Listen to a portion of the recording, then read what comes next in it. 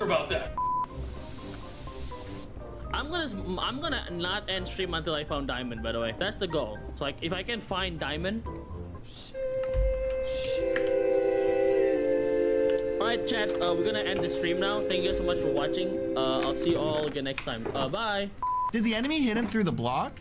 The other team's Well, shout out to Yellow. Uh-oh. You will not get this final today, sir. Oh, yep, okay, he got the final. When you get insanely lucky. God Apple, if you don't show up, I might have to punt you off a bridge.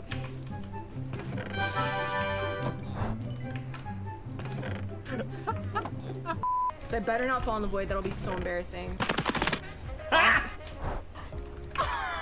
This guy was overconfident. Hey, come on then, you. Oh. Chill out, lads. I was just joking. Chill out. I was just joking. I was just having a laugh. Chill out. So things took a turn for the worst. Ah, I'm dead. LOL. I didn't warn the server. I didn't think about it. I was just like, hold on. Hold on.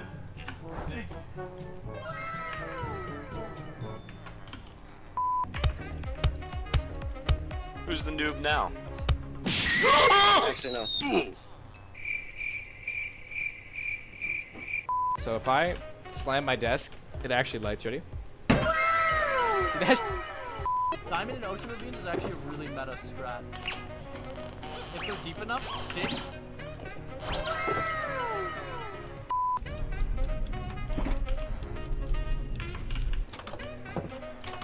How come we haven't swapped? Another god timing. He was about to hit the cow, but the lightning beat him to it.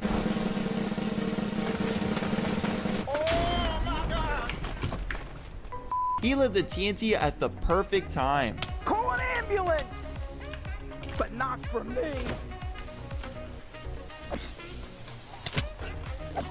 The enemy. Oh my god. Why would somebody do that to me? Her friend deserved this. Wait. Turtle. Zombie turtle. Run. Watch out! Behind you! I'm afraid of nothing. What would your reaction be if you died? Probably something like this. Uh-oh. Why did I do that? Why did I do that? Oh my god. When you win right before you die, You are in this. Okay, that's nice to know. Bye bye. Bye bye. Bye bye. Gonna stop this. Brilliant. Someone clip that. Someone clip that right now. her friend put her in survival mode at the worst time.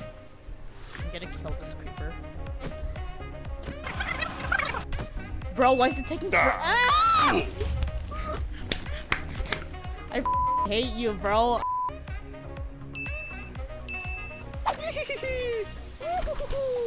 I'm free. Ah! There's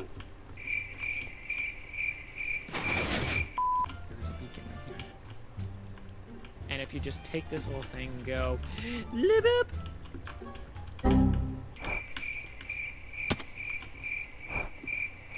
I saw this in a dream video. You guys aren't ready for this. Stupid. She broke her shulker box at the same time as the server cleared ground items. Nej.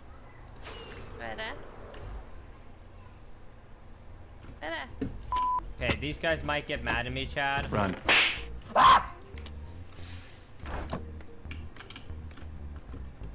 85% of my chat voted that I'll die in the next 10 minutes. Well, Ah! you don't done it. What You've are not done you anything. doing? No, yo!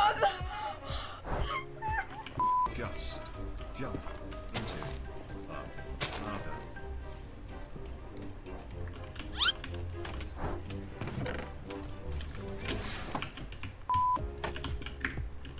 Nah, the dog won't die.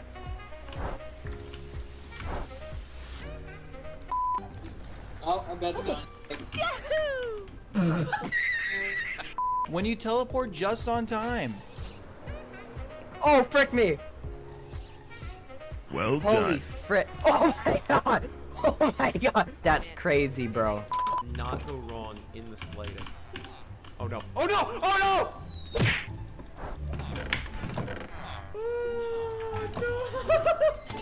The music's not right. Here we go. This is the music we need. As soon as he turned on music, he found diamonds. I told you! I told you! You are so annoying. I don't like you.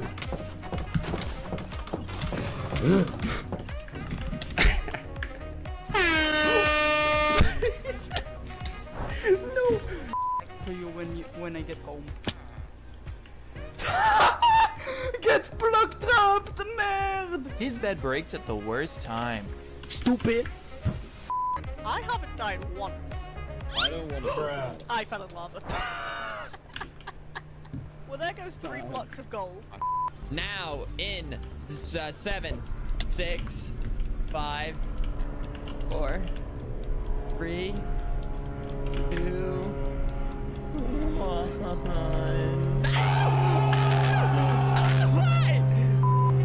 I really need like a jetpack. He's not wrong. No, it's not. It's 2. Ah! May I make the hoe? No. Why don't you wait? No. Okay. Save for the point. If I die down here, I'm gonna blame all of you. No, this is the genuine oh no. Surprise, motherfucker! Someone donated to turn his screen upside down. LOL!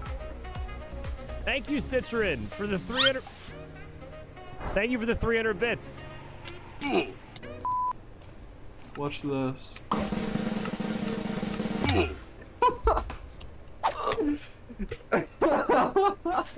He threw his sword at the worst time. Surprise! Why am I not moving? I'm sorry. Minecraft doesn't mean anything anymore. I'm mad. The thunder boomed as soon as the gravel fell. Run. Whatever people think of No Not Harry, they quiver in their little booties because they know I'm the Reaper of Death around. Yeah. Ah, tic-tac-toe. We meet again, eh? You don't have to worry about me, homie. I'm not gonna fail tic-tac-toe. Oh my god, I'm an actual idiot, bro. Oh, I just came from. Watch this.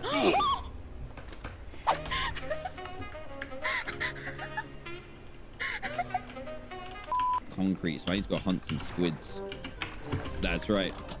Hi. His friend's skin is a squid.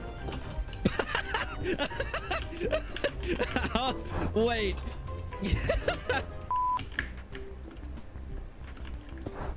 Wait, my game just. This guy was so close to passing. Oh, we done good. We done good though. We done good. No, we haven't done good. No, why? He said, This world sucks. and then his pickaxe broke. Minecraft sucks. Damn it. I'm not dead. Nope.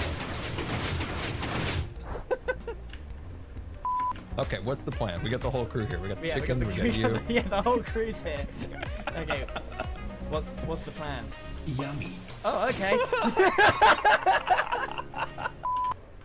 We did it. I'm really sorry. Oh. 3 obby, baby, right now. Bam. Damn! Oh! Oh! I'll get killed by an invisible brute, bro. I'm actually gonna be triggered. LOL! Someone in chat mentioned spiders. Harrison Price, Bryson Show. Oh! Just as you said that! Oh my god! What the? Something is waiting for him. Way to go, Mark. Yeah, man. Look at the window, geez. I'm underground. Oh!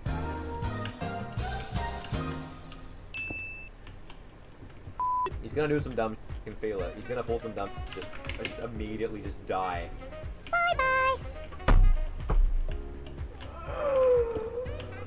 When you speak too soon.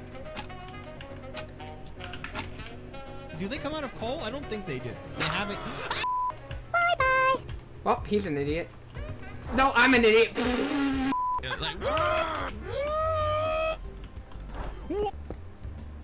He timed this block trap perfectly.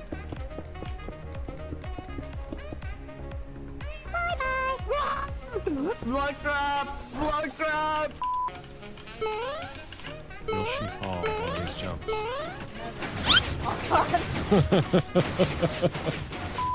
Yeah, wait. Let's go back on this sec. Yo, creepers. Full cuff, there's 3 of you there. Good thing they don't know how to swim. Run. The Enderman teleported to where he was mining at the best time. Let's go ahead and remove these guys. Oh my!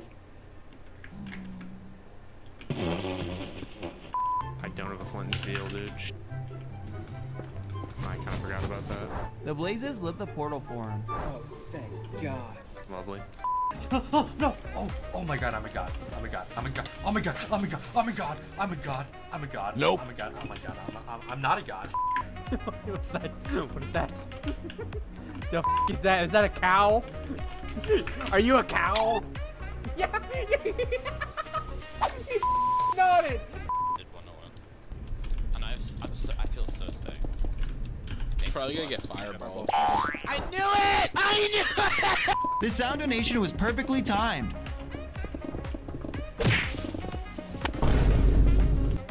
Dude! In case you die. What if I punch you into the lava? He didn't even punch you. The bag got destroyed right before he died. Damn. Oh, are you kidding me? As soon as I got hit off the map, really? Oh, yeah, good luck getting me now, little piggy. Guys, pigs can't open doors, right? Oh! They can! Oh my gosh, I thought I failed the jump. I would have been really stupid. You gotta be f***ing me.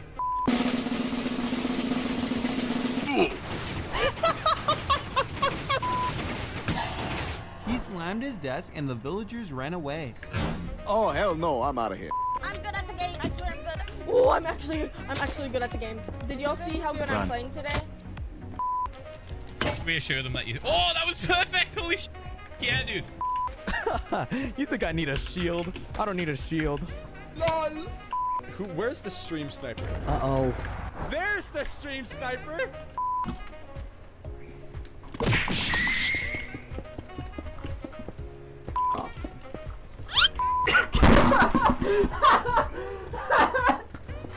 Bye-bye.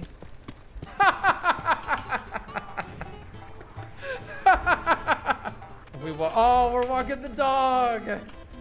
We're walking the dog. Yes. Okay, this is some sort of I don't even know I don't know what this is. This was a level that Geek played in between levels, and she said that I immediately need to play it. I don't even know. I need to play it immediately, so here I am, and I'm playing it. I'm not gonna get any coins, all right? No coins allowed.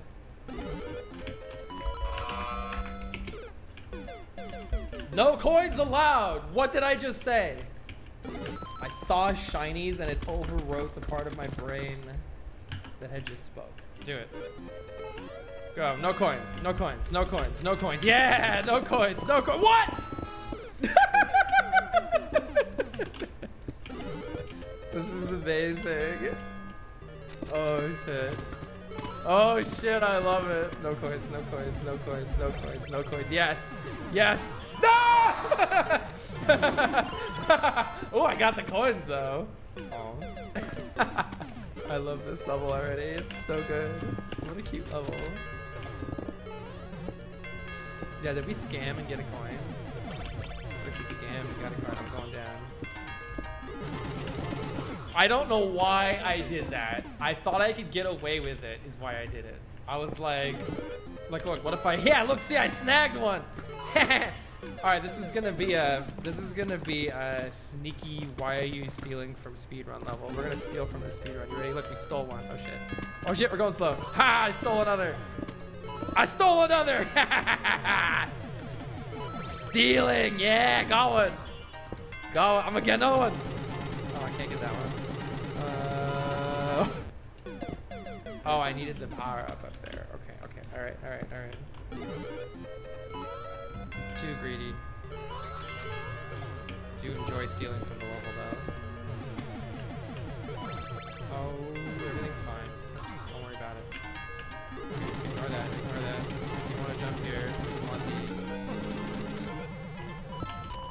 Damn it, damn it, damn it, damn it! Dang, I didn't steal it. Still not one. Alright, at least stole one.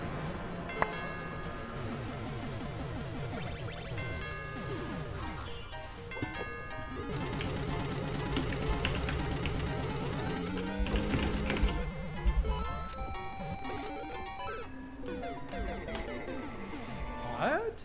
What? There was a coin there and it killed me? What does that even mean? But how did I die? Let's...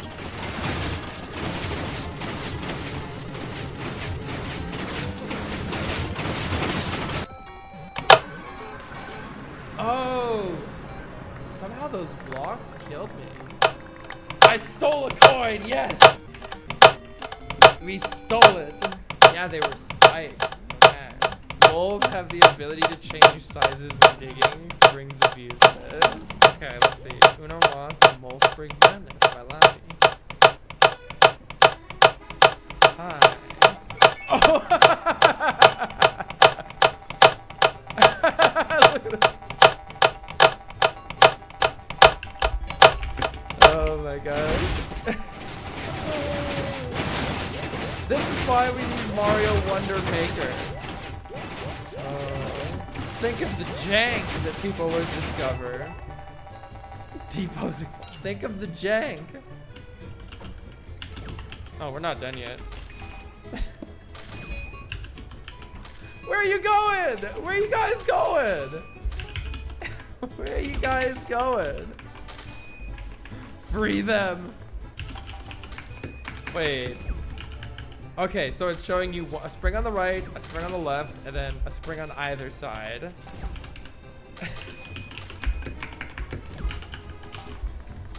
Oh my gosh. Oh my gosh, there's more. I'm so excited.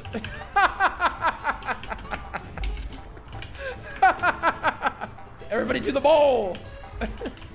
Do the bowl dance! Wow, look at these. Look at these guys living their best life. These guys living their best life. Oh, that. Alright, that mole just traveled through the launcher, as anything does with launcher. Launcher is one of those broken things in Mario Maker. I want that 50 though. We're getting the 50. We're getting the 50! Ugh! Yeah! Gimme, gimme. Can I bonk on this guy? No bonks. No bonks.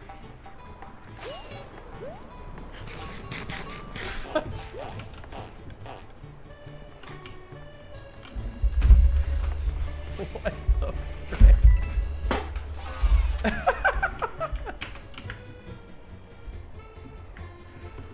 Oh, I love this level. This level is everything. Yum! Do it again! Yum! Do it again! I love this. Wait, oh, I guess it's just like, where's it gonna go? This is so great. Bye. What?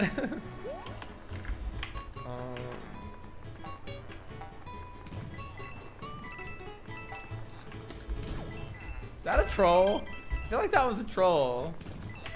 Hey, I wanted that. Oh, what's gonna happen here? Oh. The bowl dance. What the?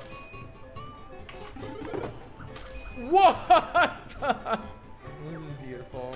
The mole new machine. Whee! That looks fun.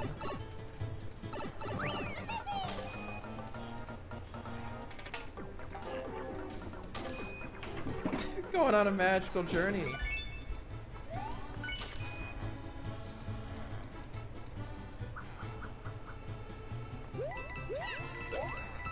Oh, that was hilarious. Wow.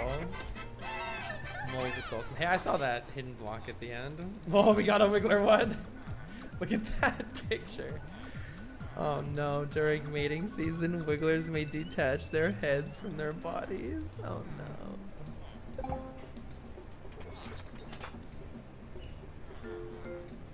How far is it gonna go? Oh, alright, there we go.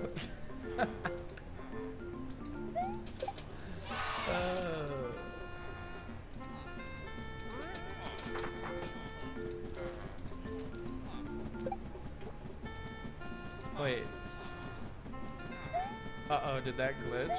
Oh no, I'm just supposed to do. I have limited time access. Hey, Tarakun. Whee! Thank you so much for the 52 months and for being a lovely person. Let's see. I think this is gonna act. Bootification activate. Yeah, take it. Oh, we can change direction. Yo, random bot. Thank you so much for this. Bonk, bonk. Oh, so good. Checkpoint. Am I dead? No, they. Oh, they move in the water. That's right. But the other one's not moving in the water. Hold on, just a second here. Ah, yes. I think Federico used this in a troll level, where you can't jump very high out of the water. All right, FBFM. Oh, but I can bounce on the Wiggler. Get me out. Run free, Wiggler friend. What? What's happening?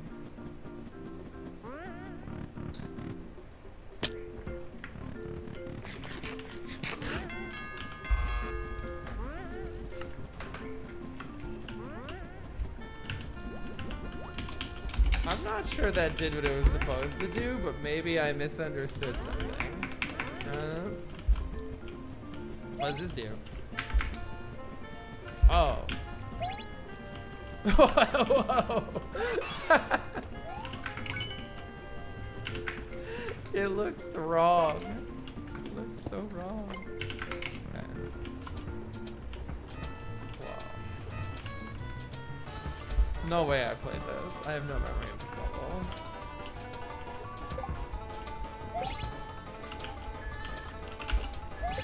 What happens?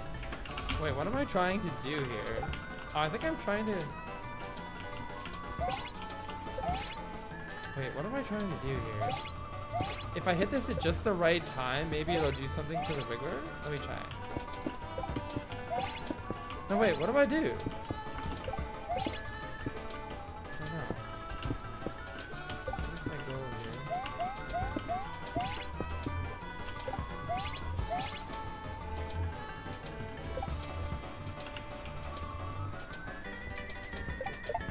Oh!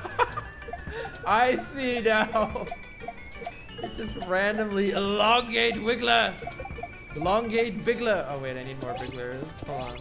It's when they go from regular Wiggler to angry Wiggler. Then we can elongate Wiggler. Elongate Wiggler.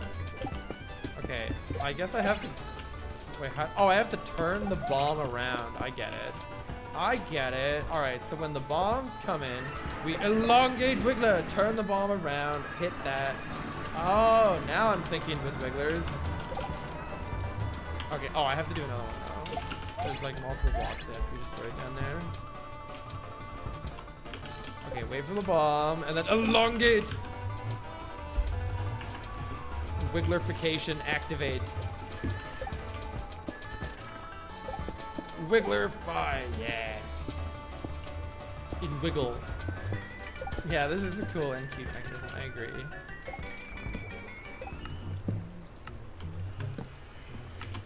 Ah, yes. Wouldn't be complete without the booty blast. JK, I wouldn't booty blast you in an moss of wood.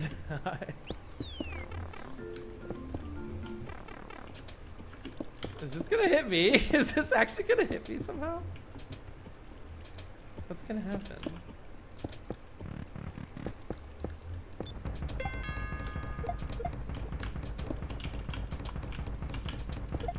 Oh, I can't get through. I can't get through. Let me in. Wow, that is a vibe right there. That's a booty block, yeah. Whoa. Once I went up there, it moved off the edge. Oh my gosh, it's burned into my monitor again.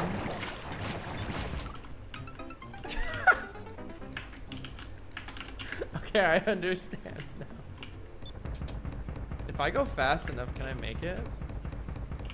If not, how do I make it? Oh! Oh!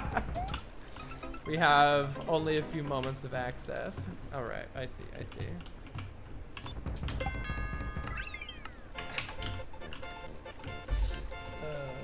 What a lovely little level.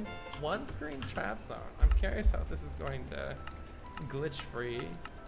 Ah yes, a good old glitch free guts level. I can't wait to see how glitch free this level is. I'm excited for it. Hey! We dodged it. Ah! Oh, this looks pretty nice. Send it! Alright, you can't send it. Guess we're dodging that swamp. Alright. Dodge that swamp. Double dodge the swamp. Now, alright, fine. I don't like how easy this looks. Why am I here? Okay. No! Oh, jeez. I don't know if that was something different, but I'm taking it. And there's and there's the hidden block. Oh, hold on. Let me dodge the swamp.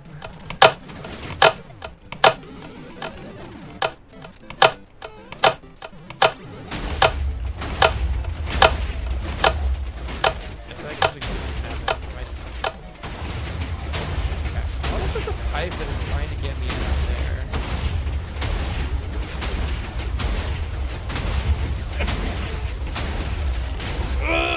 Oh, I didn't break it. I think it wanted me to break. Oh, I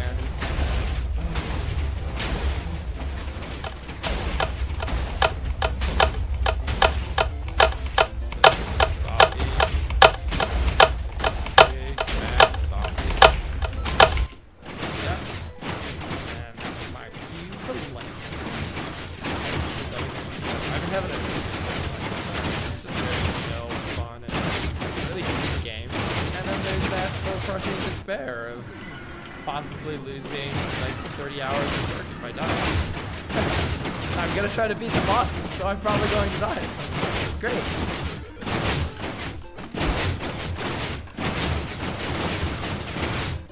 Okay, that's a weird troll right there. I still don't fully understand what it's trying to do. Bonk. Oh, that it does do that. I hate how there's a second go at that too. Okay, so that can get you the first time. Maybe if we die horribly in vanilla, like with 99% of it complete, we'll just say, all right, close enough, and go do something else. There's a door up there. That whole. Wow, is that the setup? I love that. I think this is the setup. Also, holy shit, this setup. What? I think that's what's up above the screen this whole time. Yeah, the entire. I don't even think that's cool. Wow, this level's cool. I'm glad we just randomly played this. If anybody's just joining, we're just doing a little warm up before doing the actual. That's so weird. Before doing the actual Guts troll level. This is just the warm up level, and I don't know what's happening. I think we're still missing a fish. Yeah, still one more fish. Oh, but I don't know if I want it at all. No, not like this. I could get it and get hit, and then I'd be big.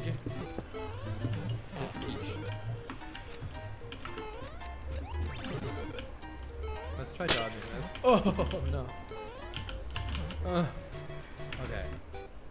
It looks like I can go over there. Maybe good things will happen. Oh god. I think if I go this way and then back here. Yeah. Now I go here and there. Oh, but that's bad. It's okay. Let it hit me. It might actually be good. Oh, this is awful. Yeah, it was. Wow, what was it? Rocky and Bullwinkle. That's what it was. Fucking Rocky and Bullwinkle. Maybe this is good for me. We're gonna try to go here. Oh, that might be good. That might be good. Let's go. I think maybe all I have to do is bomb this. By which I mean hit this.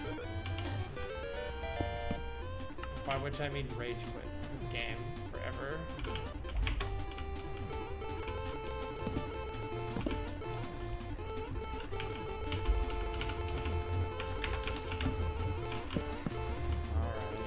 Alright. I think I need to blow the block out. There was a hidden block! Big brain plays. To the left. Straight. Wait, the fish went the other direction. Why did the fish go the other direction? Will this break? Oh my god. Why did the fish do that? Going back to the old plan. Oh my god, that's hard to avoid.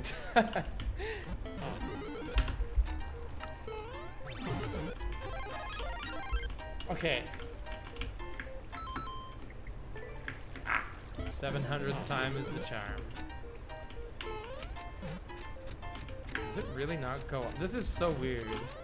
There it goes. There it goes. I remember absolutely nothing.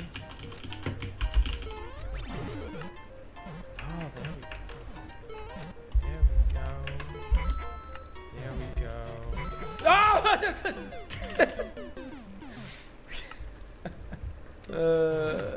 Alright, maybe this is the only level we're playing today. Did I take it all back? There we go. There we go. There we go. There we go. Alright, we got this. There's a fish block somewhere. Right, we didn't get the fish block. Can I get this? We just hit that and then run away from that shit. Alright. Alright. Bombing this ain't easy though. I don't know if there's like some good way to bomb this.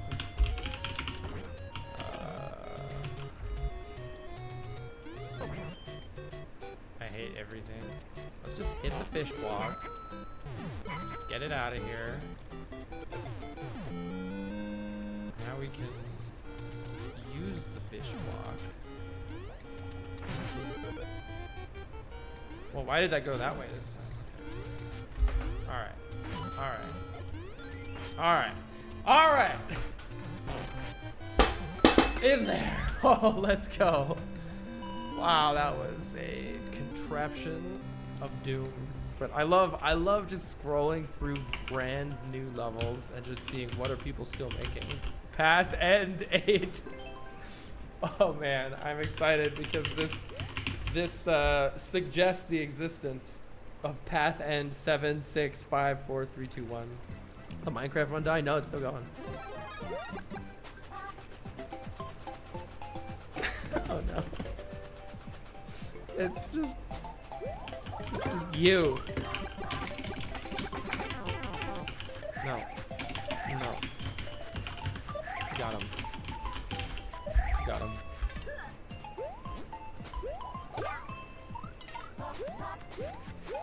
Ah! Oh, it doesn't chase me.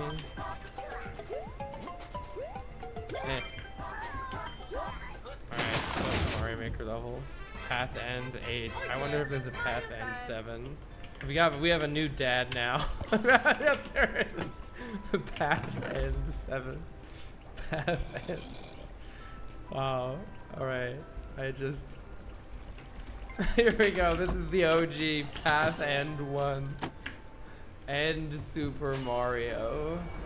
Path 1.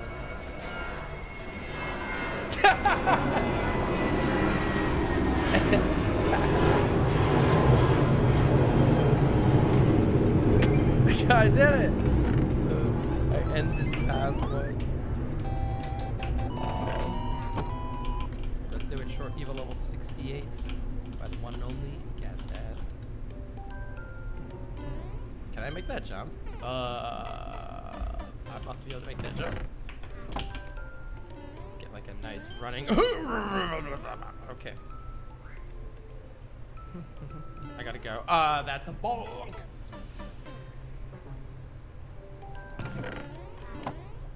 Oh, yeah, I think I need that run.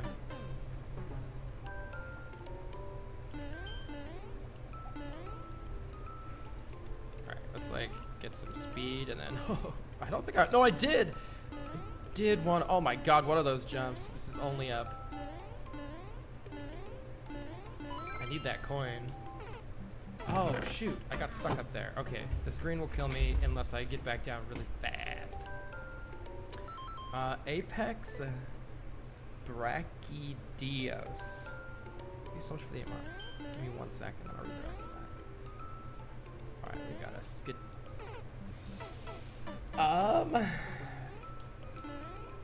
Twas going to happen eventually. Yeah, so I can make a completely new channel for butts. Oh, that was a sick fall. Let's go. Where am I going? I guess it's gonna be down here. Okay. What is happening? Separate channels work well for Thab. I think that might be the play, is to just make another channel. Now, should I just do Laurel longer because I already have stuff there? I wonder. Maybe I'll just do Laurel longer, but it won't actually just be long plays. It'll be like the Minecraft vids too. Oh, that jump is brutal. Whee! No, I bonked. This is still savable. I have to bonk and then fall all the way down. There we go. Let's go. All right, here we go. I'm alive somehow. I bet it's no, it's not. I thought it was gonna be a rightward jump. What are those swamps? What are those swamps? I hate everything about those swamps. Oh. Laurel longer is the place to go if you want to watch anything other than Mario.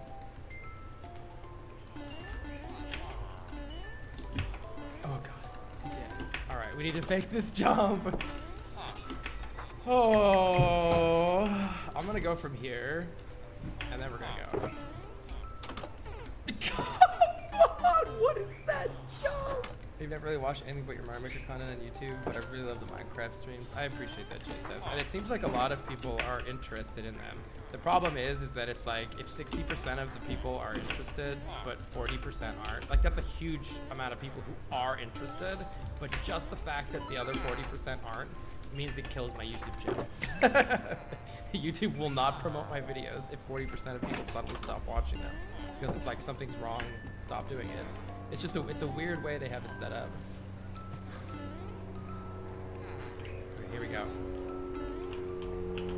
No, that was wrong. I didn't wait long enough. I need to wait on the bottom yellow one. Should be able to make it. Yeah. Oh god. Okay. Need to wait. Wait. Oh wait. Yeah. That is right. Okay. Now we go. Oh my gosh, the tiniest little bit of that. Let's go. Let's go. We just all right. Now we're gonna go to new courses, and we're just gonna load up the hottest, freshest Mario Maker that you've ever seen.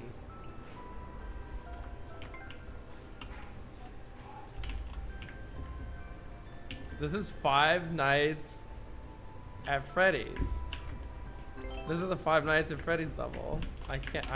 This can't be bad.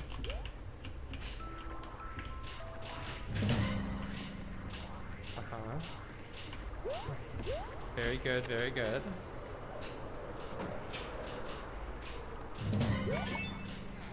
got him. Fine. I got him. See, it was, I stopped the, I don't remember the.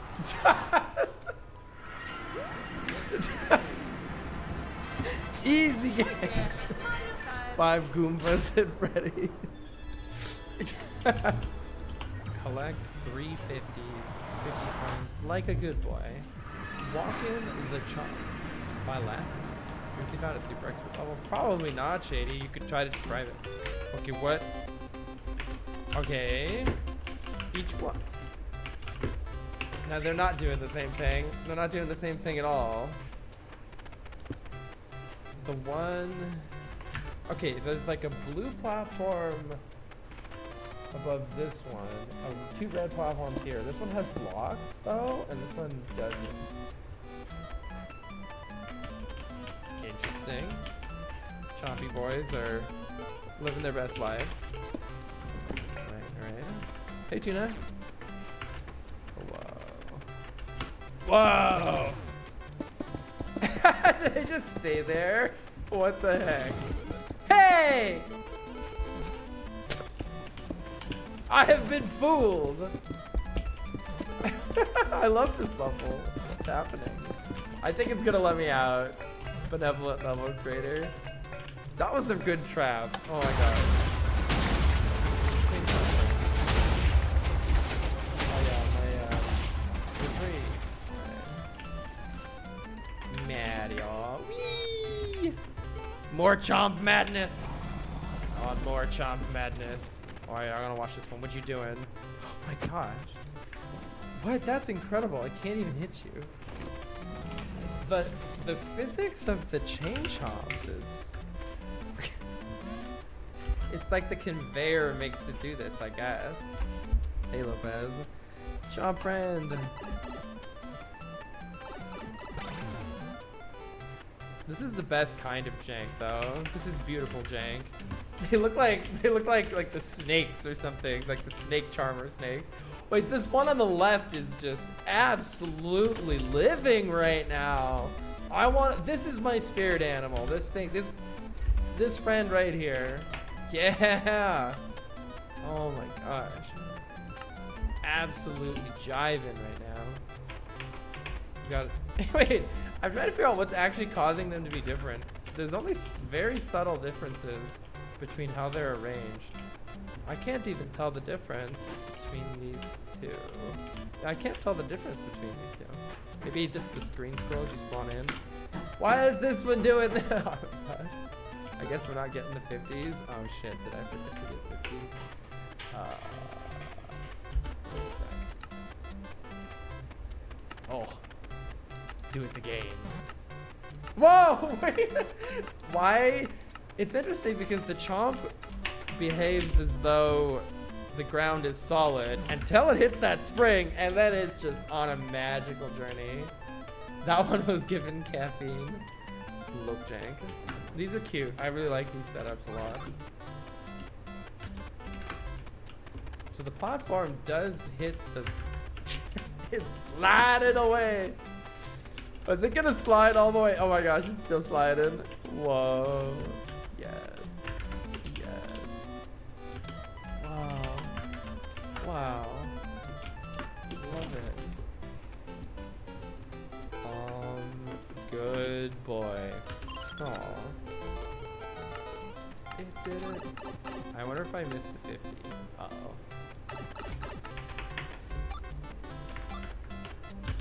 I've already seen that one. This is probably a reset door is my guess.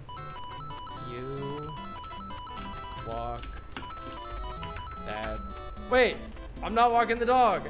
I'm not walking the dog! I didn't walk the dog. Shit! It said stay. Uh-oh. I didn't walk the dog. Reset. Reset.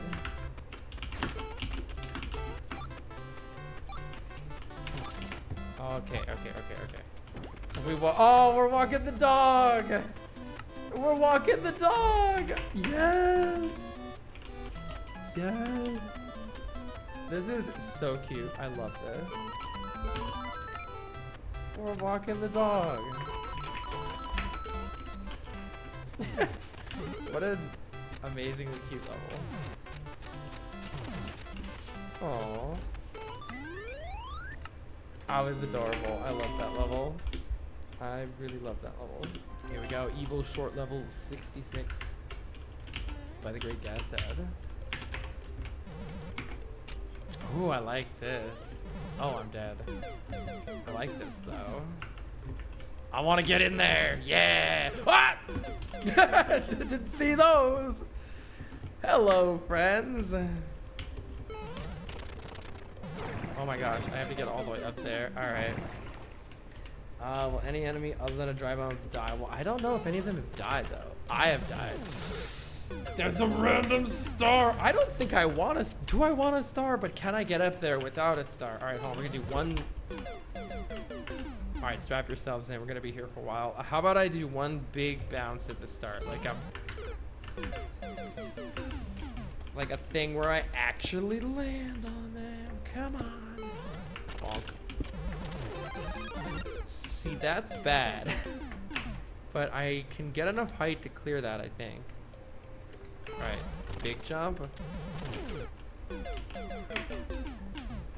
Maybe big jump, small jump, big jump. Big jump, small jump, small jump.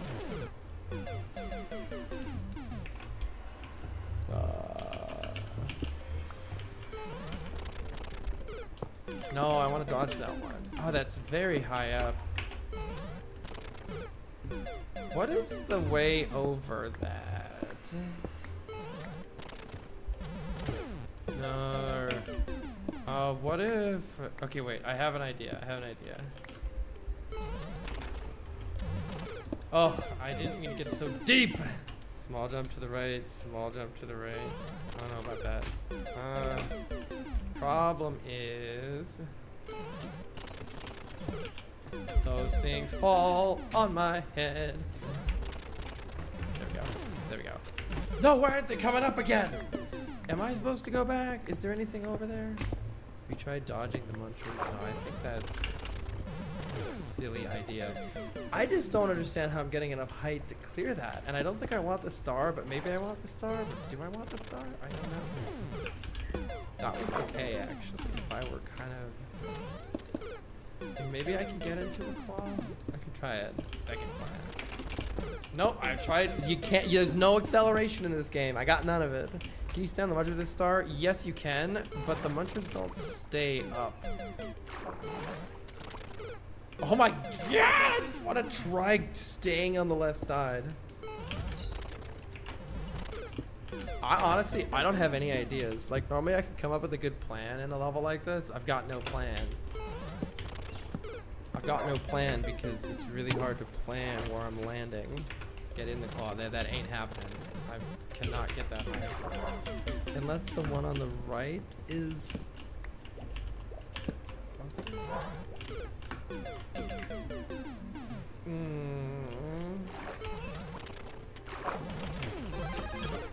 That's just death. I could land on one of the munchers though. Maybe I'm supposed to get the star and land on one of the munchers and then something will happen to save me. We could go with the... Yeah, this is a bit hard for a Gaz level, but I might just be not understanding something. Sometimes that's what happens. Oh, there it goes. Oh, my goodness. Okay, I'm gonna try going 2 over and then doubling back. So let's go like... Oh my god, it's so hard to double back. You just... Oh, those are a stack. I think that's the problem. If I hit the bottom one, I just... Oh, they're not a stack. What? Okay. That, and then I could go to the second one. Maybe this will work, actually. I feel like there's some weird logic to this. Okay. I did get a claw. Alright. Don't mess this up. Please, mama, no spaghetti. I can't get that other one to fall. I can't make it. No. No. No.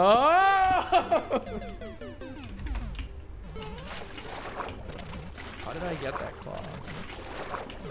All right, I think that's the way though. We need to like proceed from one to the other. There we go, there we go, there we go. This is good, this is good. This is, no, there wasn't another one on top of it. Come on. Maybe that second one actually is the play. Or like that, I think the third Muncher Rover might have some. Sometimes there's a little more thought, but not this time. Well, normally, what I like about these Short Evil levels is there's a strategy I can come up with and kind of work towards. This one is lacking in the strategy department. Like, I don't necessarily... I mean, my plan is bounce on top of the dudes on top of a Muncher, but like, I don't know if I'm supposed to go to the claw or if I stay alive long enough, if the thing will rise up. I just don't really have a plan. And the unpredictableness of the ground makes it pretty hell. Alright, well, that's enough of that for me. Nothing died other than Drivos because I didn't beat the level. Only Antis 2 Electric Boogaloo by New Zealand Moose. Alright, I gotta check this out. Only Antis. I also really like Antis still. It's like a mix of Kaizo and trolling. Oh my god, it's a red coin Anti level. Wait. Did I want? Why are you playing that? Ah!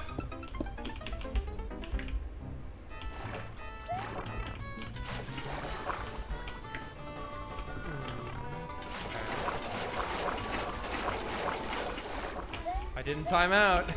All right, let's just do it one at a time. Let's see how bad these are. Oh my god. Oh no.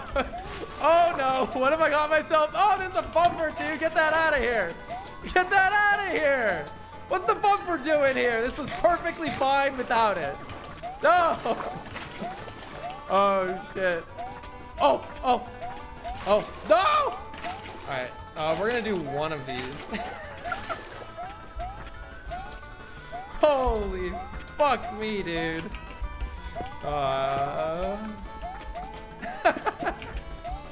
This is the good shit right here. This is what Miyamoto intended when Mario Maker was designed. This was the dream right here.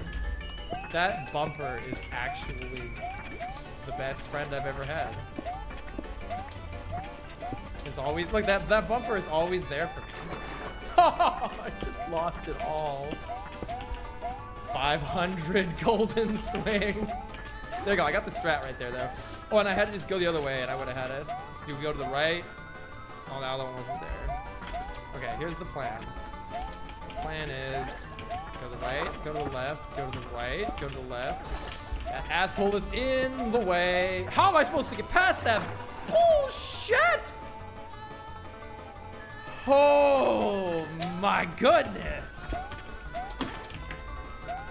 Save it, save it. It's gone. And it's gone. And it's all gone. There we go. No, I just have to get, there we go. No, no, no, no, I just double jumped there. I just had to, there we go. Kidding me? No, how didn't I get any more? Where did my height go? Where did my height go? This is good. Oh, yes, yes, yes, yes, yes! Easy game. I wasn't worried even for a minute. Oh, shit. I got bad news for you guys. There's 7 more. There's 7 more of them. All right, this level, this will be our warm-up. We'll do one of those every stream, one section. I like to ride the nuts. I like to ride the nuts. What the heck is this level title? 99%. I'm kind of curious what this is. This is from a troll maker, so I am suspicious. 6, 3, 9, 1. Didn't the beginning of it show the flag?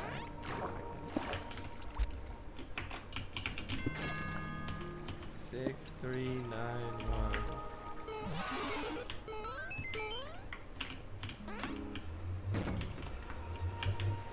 Q1. 6391 Q1. Of course, of course. 8129. What? What's happening? What? Whoa, did anybody understand that? But what? A bouncy own white voice. Kami spread those white cheeks on my black cock.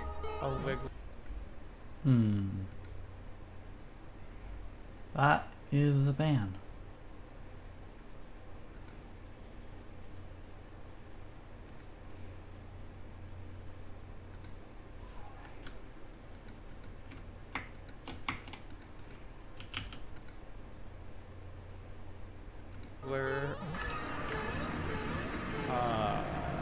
Obviously always Wiggler. What? What do you wait? So there's some logic to this, I suppose. 6391. Oh! This is a hint. Koopa Mushroom Koopa. Koopa Mushroom Koopa.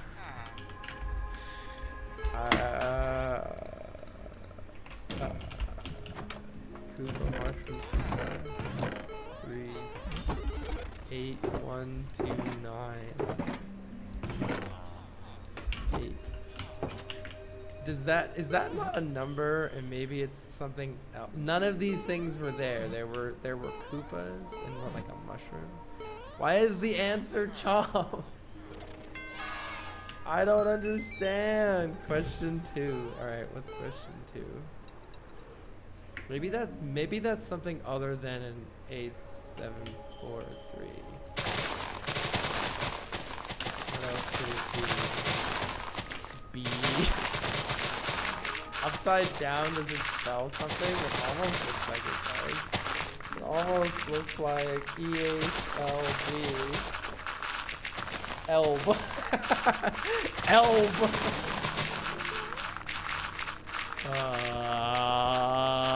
What in the heck is this?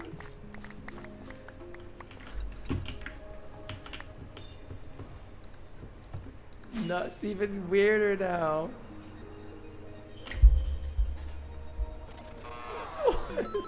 I know. Alright, if somebody can understand this, let me know, because I have no idea what's happening. Maybe we are missing some critical information, like whatever's in that wall of Japanese text. The Japanese levels is something like 99% of people can't solve it. Uno boss, easy low. Whoa.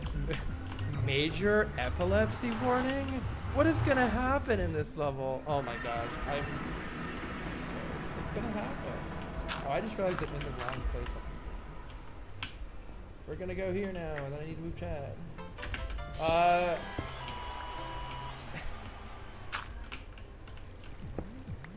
That's not glitched at all. The Mario Maker, y'all, Mario Maker contains no glitches. Does it spell something? GG, maybe? I think it says GG. X equals 9. Science Yoshi's racing the clock, and it ain't no joke. Come on, let's go, go, go, go. Yeah. Science Yoshi. This is every trick that Minecraft pros use. So if you're a pro, let's see how many of these you do. And here's also how to do them. Coarse fruit is a tough food source to justify, and not because of anything with the saturation, but because of the teleportation. And usually it's just too risky to use this when you're not trying to teleport somewhere. That is, unless you eat one of these underwater. Strange as it may seem, by just putting yourself underneath a body of water, then you can eat as much coarse fruit as you want without ever having to teleport from that place. And I don't know why this happens, but I'm also not going to question it if it means that I can survive in the end. If you're looking for a quick way to the mountaintops, then cake horse ladders work plenty. plenty fast. I mean, in the past when we tested the fastest way to sky limit, this method ranked up in the top 5 best. But now we can make this staircase even faster through the help of dripstones. By alternating between dripstone and partially eaten cake, we're able to get an even steeper incline that lets us climb up at some crazy speeds. Sure, it's gonna take a while to get all the resources to do this, so if you're looking to eat a bunch of cake, then this investment's gonna pay off. And it's also the perfect combination of weird and practical, which that alone is worth a try. Skeleton spawners are a valuable asset to have on hand, but we're now able to upgrade this good thing into something even better. Now, by adding in powdered snow, we're able to turn our skeleton farm into a stray spawner. Now, you might ask why we would do this, but it only takes one look at the loot table comparison to see just how much these slow skeletons can drop. And that's all upsides, folks, especially when all it takes to make the change is just some powdered snow and cobwebs. And at that point, it's a no-brainer. Stop using a regular hoe to farm your crops, since by just adding fortune to that same tool, that'll drastically increase your drop rates of crops when you harvest them. And that's also not the part that wastes the durability of the hoe, making this even more efficient and cost-effective too. When you see an exploding creeper, what do? Yeah, I'd run away too, but let's say that's less of an option here. And if you don't have yourself a shield, don't worry, because if you just have a block and you place it between your feet and the creepers, that'll prevent next to all of the damage that you would have taken from the blast. Since the way that Minecraft calculates explosion damage, it's based off of a ray that's cast from the creeper to the bottom of your hitbox. In this case, our feet. So if we block that off, we'll take way less of the damage. And this will also work for things like TNT and end crystals too, regardless of the block, might I add. Even with the new glow lichen on the walls, lighting up these caves is still a mega task. So why don't we try night vision potions instead? Though that's got its own issue. Potions don't stack, so they're gonna take a lot of room. So instead of sacrificing storage for bottles, why don't we just use night vision arrows instead? After you craft a chunk of these, you can simply hit yourself with a dose and get right back to exploring. Sure, it's a bit more painful, but that's a small price to pay for seeing in the dark. And a stack will give you plenty of time to do that. A lot of players will argue between using things like steak or golden carrots for food, but if you got the time to craft it, I'd actually say that suspicious stew is the option. Since you're just a dandelion mixed in with your traditional mushroom stew, you only have to eat one of these to fill up your entire hunger bar.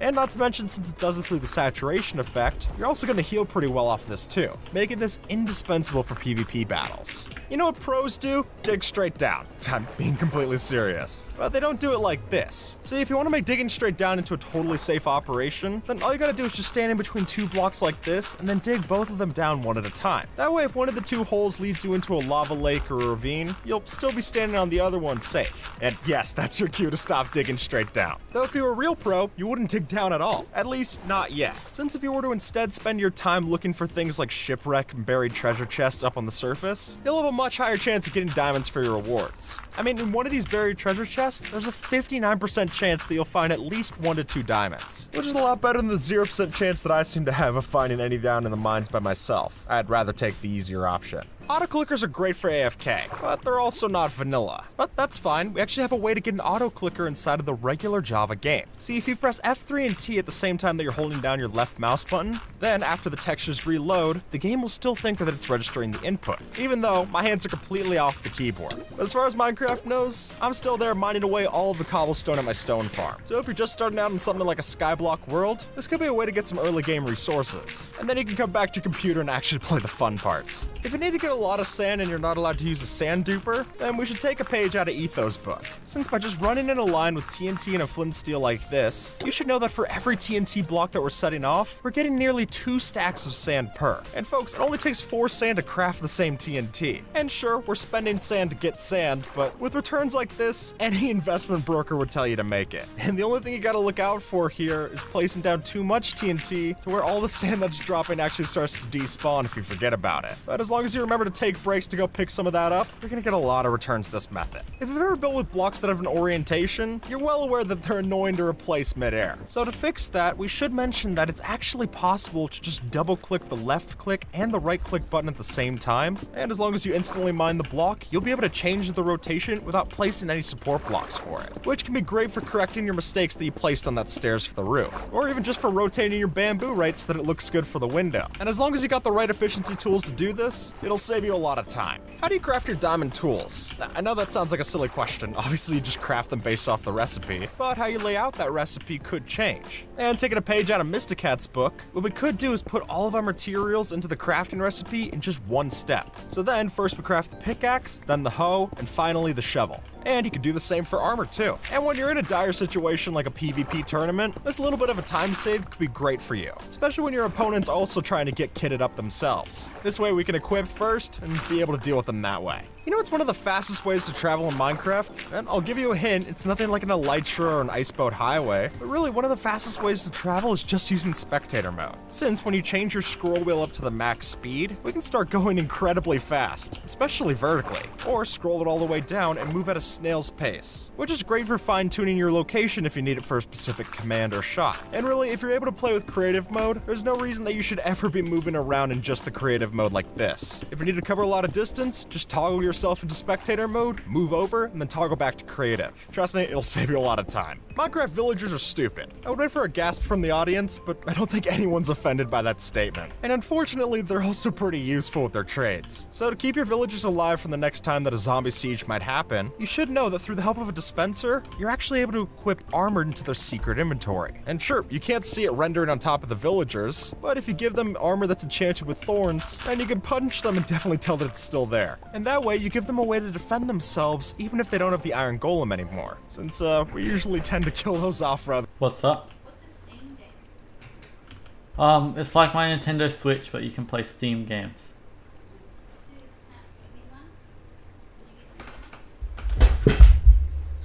What's up?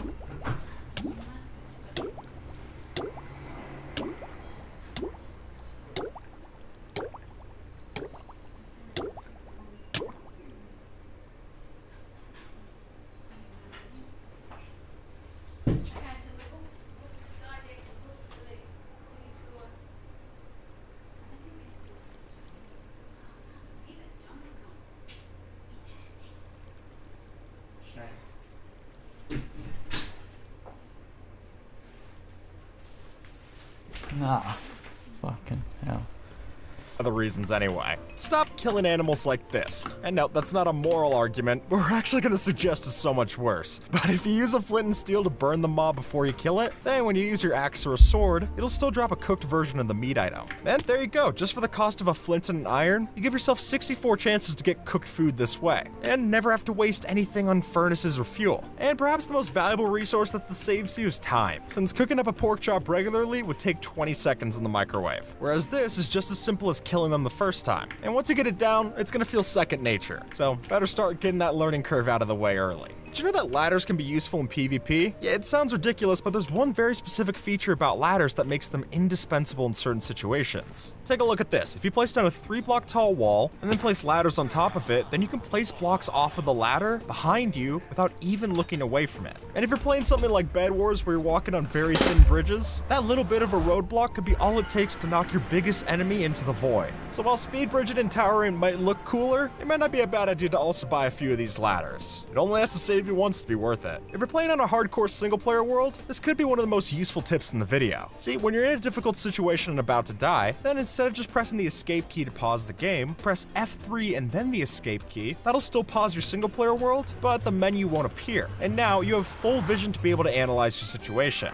Is this cheating? Well, I'll leave that for you to decide. After all, it is a single player world, so it's literally never gonna have anything to do with me. Stop using arrows in PvP, since you really should be using fireworks. Now, not only will these deal more damage on impact, but they're also a great way to disorient the player. Think about it, you're running into a combat situation, and now all of a sudden you got candy-colored lights filling up your vision like a Christmas tree. It's the closest we have to a smoke bomb in Minecraft. And plus, if you manage to kill someone while they're inside of a firework, I think that just adds insult to injury. If you got resources but you don't have a lot of time, then I should let you know that if you wanted to tame a horse, you could do it instantaneously. It's just gonna cost you 10 golden apples, which I'm not even gonna sugarcoat it. That's obviously more expensive than just taking the time to do this, but that's why it's something that only pros do. The Wither isn't an easy fight, especially on Bedrock Edition, but that's only when you spawn it like this. Since if we were to take our Wither and put it horizontally underneath the return portal in the end, it'll be trapped inside of the bedrock, not able to harm us or anything around us. It doesn't even leave a big explosion like it usually does. And at that point you could kill it yourself, or you could summon in a couple of iron golems nearby and have them do the job for you.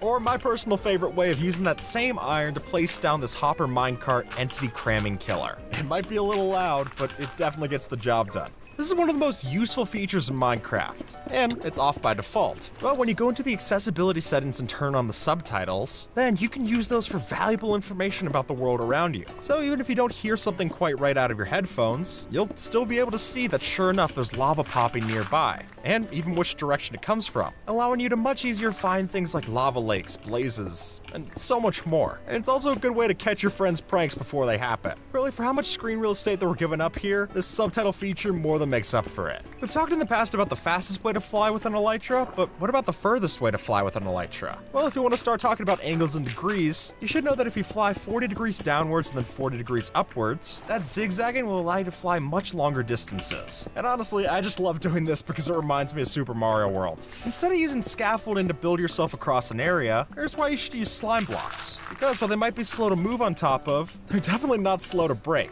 Even with just your fist, you can instant mine through slime blocks. I mean, you could do the same with TNT too, but something tells me that slime blocks are a lot safer than that alternative. And then if you fall off your pillar, you'll also have that solution right in your offhand. Place one of those down, and you'll have successfully clutched yourself back to safety. Normally in Minecraft, Steve jumps 1.15 blocks tall, which means he can jump one block with a little bit of clearance over it. But all of that's pointless, since with this Bed Wars tip, we can actually find a way to get ourselves up 3 blocks high, and about as long as it would have taken us for a regular jump. All you have to do is sprint, place a block underneath, jump, and then place 2 blocks underneath yourself. And off of just that simple maneuver, you can do this fast and get 3 blocks of jump height. So if you got 3 blocks, you can jump 3 blocks. I think that's a good trade-off. If you don't yet have the mending enchantment, you'll want to pay attention to this, because when you take those non-enchanted items and mix them together like this, it's not just the 2 durabilities that add up, but rather that repaired item will have the sum of the 2 items' durability, plus an additional bonus of 5%. And hey, you did all of that without consuming any XP, which I again think is pretty useful. So if you're getting a lot of armor drops from your mob farm, this could be a good way to bring them back up to usefulness. Since even if these 2 items wouldn't add up to a full durability item, with that 5% repair bonus, it goes right up to clean and pristine.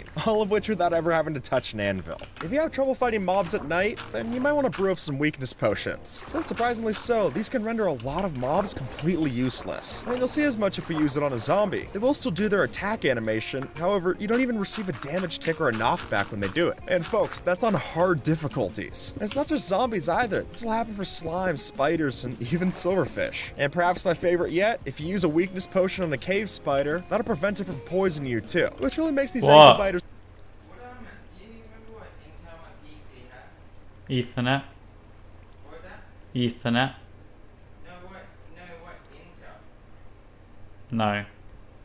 Seem a lot less intimidating when you use it like that. It can often be tough to make an inescapable trap in Minecraft, especially when they got endgame gear, though the new lava cauldrons might just give us the perfect solution. Now, by themselves, they behave just as regular lava, but when partnered with honey blocks, these become a lot more dangerous. Since you're still affected by the honey's sticky qualities while you're in the cauldron, the player can't jump out of the pot to save themselves. And there you have it. Just with these 2 blocks, we made a trap that you simply can't jump out of. And if you pair this with a fall trap, you'll be sure to stick your foe right in the hot seat. And for their sake, I hope they packed a potion. If you're building your mob farm without an armor stand, then you're doing it wrong. Since strange as it may sound, having an armor stand set up like this in the middle of your mob farm makes it so that when you use a sweeping edge sword, you don't have to worry about wasting one of your swings on a dying mob. Since anytime that you attack a mob with sweeping edge and it dies on the spot, then it just absorbs the attack without doing anything else. But attacking an armor stand alleviates this, and that gives us the best option for crowd control. And it also means that if you're swiping at the armor stand, you're not going to take any thorns damage from any mobs that happen to spawn with it. So if all it costs is a training dummy to help you deal with these other dummies, then that's something I'm willing to take. Now I know that most of us would avoid quartz until we need things like comparators or daylight detectors, but in truth, even if you have no plans of building with it, it's still a good block to mine. Truth be told, nether quartz ore drops so much XP that when you don't have yourself a proper XP farm, this could be a great way to get yourself up into the higher levels. I mean, for just about 20 to 30 minutes of your time, you can go from 0 to level 30 just like that. And even though we're still doing this in the nether, I think you'll still find this is much safer than having to kill the equivalent amount of mobs in the overworld. You want to know the fastest way to trade in Minecraft? And I'll give you a hint, it doesn't use any kind of big system like this, but rather the most useful tidbit that you can know just relies on the spacebar. The way you do it is simple. You click on the trade you want to do, you click the item, and then you hit spacebar to refill the commodities that the villager wants. And just like that, repeating a cycle of going spacebar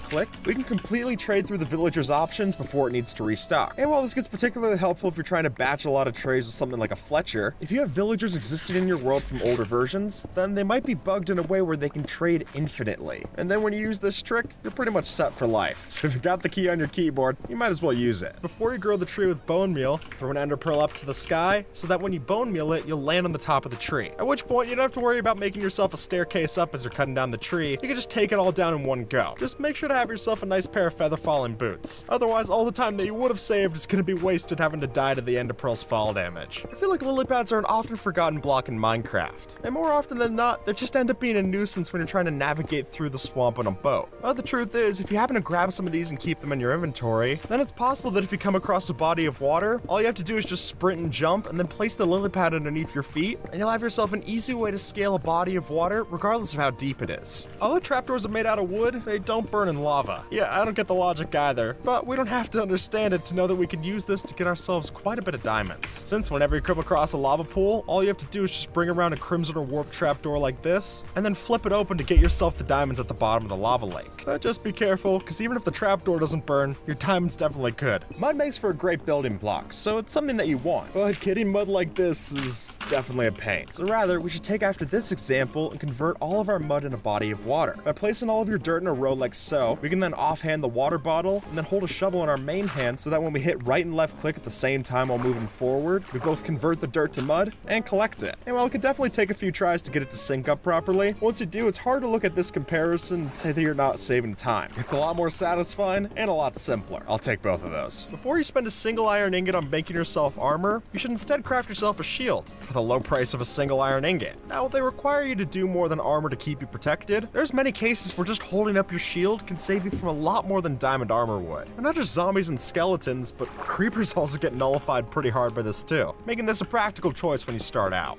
And if you don't yet have the iron to make yourself a shield, then you can still put those 5 oak planks to use in a different way. I'm serious, but just crafting a boat, we can save ourselves from a ton of damage. For instance, if a hostile mob's coming towards you, just place down the boat and you'll be stuck in place, which is especially useful for things like slippery mobs like Endermen. Or if you don't have yourself a water bucket that you can clutch with, just place down the boat, row it off, and you'll be completely safe when you reach the ground. So even if you didn't spawn next to an ocean where you'd need one of these, I think you'll find it'll be just as useful on shore as it would have been on the water. If you build your cow farm like this, you're doing it inefficiently. And instead what you should do is you should bait your cows into a 1x1 hole like this, with a hopper and a chest underneath them. So that, when you continuously breed them, that entity cramming limit's gonna kick in, and after you have 24 cows in your farm, eventually it'll start to kill off the other cows, and you'll have a fully functional automatic farm without even needing that big of a footprint. This Minecraft crop farm might look nice, but it's inefficient, since the way that it is in the game's code, you actually get better results from your crop farm if you plant them in rows like so. And honestly, we should have known that this was in the game from the beginning, considering the fact that village farms are planted this way as well. Maybe those Squidwards have more going on inside their head than just a big nose, since this could be really useful if you don't have bone meal yet to speed up the process in an auto farm. Here's the best way to kill blazes. Since with a looting 3 sword in your main hand and snowballs in your offhand, we're able to throw those at the blazes in the spawner and still get the looting effect applied to them, which without a doubt is one of the cheapest ways to get looting attached to your weapon. It doesn't even take a hit to the sword's durability. And while you can unfortunately only hold 16 snowballs at a time while doing this, with how effective snowballs are against blazes, you're still gonna be alright. And as long as you save some of the snowballs to make a snow golem farm back home, it's also renewable, and you can't beat that. Ever since 1.16, AFK fish farms have been nerfed. I'm not gonna deny that. But what they lack in treasure, they still have a lot to offer. For one, fish. But there's also plenty of experience points that you can get from fishing as well. And when it's this easy to build, there's really no reason to not have one of these in your world. Especially if you place it next to another place where you need to AFK. That way you're activating 2 farms at once, which alone would be a good deal, which is made all the better by how much food you're able to get from this method. Just waterlog a fence, place down a golden pressure plate on top, and then with an iron trap door and a note block placed like so, we'll have ourselves an infinite food farm, regardless of where you put this in your world. When we talk about Minecraft traps, cake probably isn't top of your list, but here's why it should be. Since silly as it may seem, if you trap your friend in a case of cake like this, and then replace the floor underneath them with a piece of soul sand, then when we add in a water source block, we'll have trapped them inside of a bubble stream. And just that little bit of bouncing around is gonna make it very tough to break the cake. And at that point, their best way out is if they're hungry, which I've never seen anyone eat a full cake in Minecraft, so they might be there for a while. If you're like me, then you're terrible with a bow and arrow. And unfortunately for us, that makes it really tough to get this advancement for the bullseye.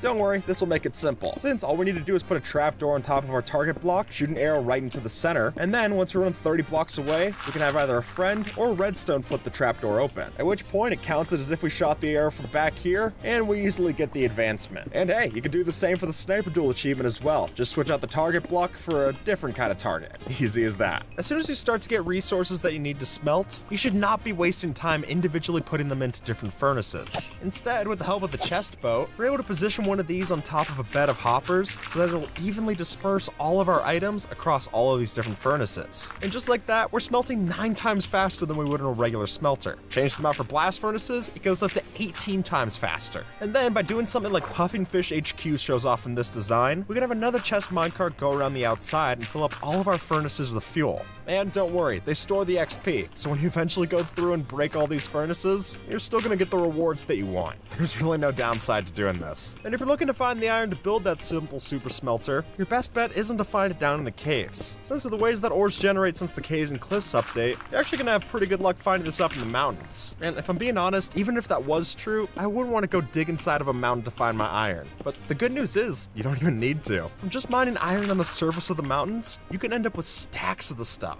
And not to mention, it's a lot safer than heading down into a dark cave. You can also find coal up here too, just so you have something to smelt all that iron that you're getting. Lighting up your base is great, but you never want to be too obvious about it. Having a torch on the ground doesn't look the best, is what I'm trying to say. But luckily, there is a way for us to hide it. Since if you place down a torch and then have an armor stand entity drop on top of it, then after you suit up that armor stand with whatever armor of your choice, then you'll have successfully made hidden lighting within your base. And while I'm not saying that you should go and spam a bunch of armor stands around your base, that looks more awkward than torches. I think looking for little alternatives like this can really make a difference when you can. Every time that you see a hopper, there's a hidden cost of 5 iron ingots and a chest. But what if I told you that a way to cut down on this is to just use the chest and forget the hopper? Instead, alternating like this lets us cut down on how much iron that we have to spend. And the hoppers and chests will still flow the way that we're used to. So if you haven't yet set up that iron farm, this would be the choice that I'd pick for you. Here's how to turn your allays into a deadly weapon. Since even though they can't equip it, if you give them a piece of Thorn's armor to hold onto, then any mobs that try to attack them will also take damage from that. And as you can see in this example from Razeworks, if you tie your allay to a lead and then have a mob attack you, you might just have yourself the deadliest balloon in Minecraft. But if you do want to try this out, I have to give one warning, which is that even though the allays tend to regenerate a lot of health, there are still a few mobs that can kill them off. So to keep them safe and on your side, you might want to have a couple of allays doing this. That way the damage is getting evenly dispersed amongst the crowd. And if you really need to keep your allays from dying, then your real get out of jail free card here is that if you give your allay a totem of undying, then they can use it just like we would. And there you go. You take them from hardcore mode right back into regular survival. Or if the allay's not the only mob they want to keep safe, then with the fox as well, you can do the same. But unfortunately, they're a little bit tougher to get the totem too. Since for the fox, you need to throw the totem onto the ground for it to be picked up. But once they have it, it doesn't matter what kind of polar bear gets nearby. They'll be left unscathed, and you'll have a very confused polar bear as well. Snow golems melt in the desert. That's not much of a surprise. Even Frosty the Snowman could have told you that. But what you might be surprised to know is that if you use a fire resistance potion, that'll allow your snow golems to survive in hot climates. And yes, that even includes the nether, as silly as it might seem. So if you have a couple of these lying around after a piglin bartering, you could set up a couple of snow golems, splash them with this, and use those to help you eviscerate through that blaze spawner. Just get ready for the rude awakening when the potion effect wears off, and you're left with nothing more than a pile of snowballs in front of you. I guess nothing good ever lasts, huh? Here's how to make your boat self-driving. All you gotta do is create a 3x3 area of water, and then place down a fence gate on this third block here. At which point we can break these blocks and cause the water to flow, and we'll have given ourselves an automatic way to drive our boats. If you need to quickly get rid of some fire in the nether, then a good way to do that is by brewing up a couple of splash water bottles. Since these not only extinguish ourselves when we catch on fire, but they can also clear this plus sign shape out of the fire that catches on the ground. So if you need to make sure that your items don't burn, it might help to throw down one of these. That way, even if you burn alive, at least your stuff won't. If you're building a farm, you might want to use mud blocks instead of grass or dirt. And the reason for this is that mud blocks are just 1 pixel smaller in their hitbox than grass or sand blocks. And all that 1 pixel means is that items are actually able to be pulled through a hopper. And there you have it. Just with that simple change, our whole farm design just got so much cheaper. And not to mention the rates get better as well. Really, for the price of crafting a water bottle, it's worth doing this at your next farm. Let's say you need to move your pet dog, but you don't want to risk it dying while you're running across the treacherous landscape. Well, no worries, Razeworks has you covered. Since by attaching your pet to a lead and then that lead to a fence post, we can use a piston like this so that when the item despawns, then your pet will suddenly teleport that long distance just like that. And through the help of a chunk loader like this one, we can make sure that this design never unloads. That way, with whatever timer you build, it's gonna work just fine. And most importantly, it means your feline friend can travel thousands of blocks, all without having to move a muscle. Can't say I'm not a little bit jealous. If you live in a village, keep this one in mind, since by attaching an observer or pressure plate next to your bed with a bell gate getting powered. Then we make sure that when we wake up, the bell will ring, and the villagers stay inside long enough for the zombies to burn on the outskirts. Otherwise, without this system, they might go outside, get a few residual zombies, and you'll have a couple of zombie villagers burning out there as well. So if you already killed the iron golem around here, then the least you could do for the villager population is put in this bell system. And then we all avoid the rude awakening of having your village be completely ransacked by zombies. If you're able to find food on land, great, but we're not always so lucky. So instead, you might have better chances of going to find yourself a river so that you can kill salmon. For one, they're super easy to kill. With just the right stone tool, you can kill one in one whack. And not to mention that even when you get rid of all the salmon inside of the river, when you come back later, they do respawn inside of the water. Oh, and they also have a small chance of dropping bone meal, which can itself be useful in finding yourself a food source that's renewable on land. And look, I'm not someone who likes seafood, but desperate times call for desperate measures. Suspicious stew is a great food source, but it's not great to craft, especially when you can't stack them. So if you can't easily hold on to a stack of suspicious stew, the next best thing is to get yourself a mushroom. And not just anyone, but if you shock it with lightning, sorry little guy, and then feed it the flower of your choice, preferably a dandelion, because it's the best one, then that's how you get an infinite amount of suspicious stew. That worth mentioning is that the flower only works once per. So if you wanted 64 saturation suspicious stew, you need 64 dandelions. Luckily, those are easier to farm than the other suspicious stew. It's a simpler trade-off. Skulk sensors are very useful, but they're also very noticeable. But if you want to keep their function while losing that fidelity, then it's worth noting that by waterlogging a skulk sensor, then they'll be silent, but still behave normally. Now granted, this doesn't make them entirely discreet since the sound waves are still visible, but as we can verify from the Minecraft subtitles, there's no sound that's given off from the skulk sensor itself when we do this. But when you're trying to use a skulk sensor for a hidden trap like this, then anything you can do to make it less noticeable is gonna go a long way. After all, it just takes one little detail for them to notice and the whole operation to go belly up. And for the price of a water bucket, I'd rather stack those odds in our favor. Whether you're playing on easy or hard mode, mob proofing is an essential chore on your to-do list. And while light level can work, that isn't as much of an option in the nether. So if you're trying to get piglins to stop spawning in your travel tunnels or next to your fortress farm, then an easy to get solution is a moss carpet. Now initially, it might seem ridiculous to try and put vegetation next to lava, but apparently, moss carpet doesn't burn, making it pretty ideal for the lava landscape. Though I'd be remiss if I didn't mention that even though this doesn't burn next to lava, flowing lava will still break these the same as flowing water. But as long as you keep that in mind, you'll be safe. Or safer, at least. If you want to fix your item stream, consider adding a slab in place. Since as DocM showed off on Hermitcraft, just adding one of these in can make it easier for our items to stack together. And now the bone meal entities will wait until they have enough mass to eventually get pushed over. And that'll also help you to get some more spacing in between your items, which is definitely a plus when hoppers move so slowly. And perhaps the real icing on top of all of this is that when you have multiple item entities combined into one single stacked item entity, then that'll help to reduce lag as well, which for the price of half a cobblestone block, it's hard to say that isn't worth it. Fire makes for a great decoration in your builds, but fire spread could also ruin your builds. So how do you find a happy medium? Well, the answer comes with Soulfire. Since with this, even if fire tick is enabled, it doesn't matter, because Soulfire will never spread. And while you do obviously change out the color for this example, that's a small sacrifice for keeping the rest of your base safe. And come on, it's not like the blue fire looks terrible anyway. I really think that we're making an improvement on both fronts. And at the very least, you can build that new fireplace in your house without having to tear your hair out. We all know bone meal can be a very useful tool to have, but sometimes getting enough of it can be a real hassle. So to keep your farms fueled and supplied going forward, how about we get a bit more creative and turn stone right into bone meal? I know, that sounds crazy, but as members of the community have found out, we can use the new moss functionality to turn stone generators into bone meal farms. And just like that, we've got a self-sustainable bone meal farm that's sure to provide plenty more for your farms in the future.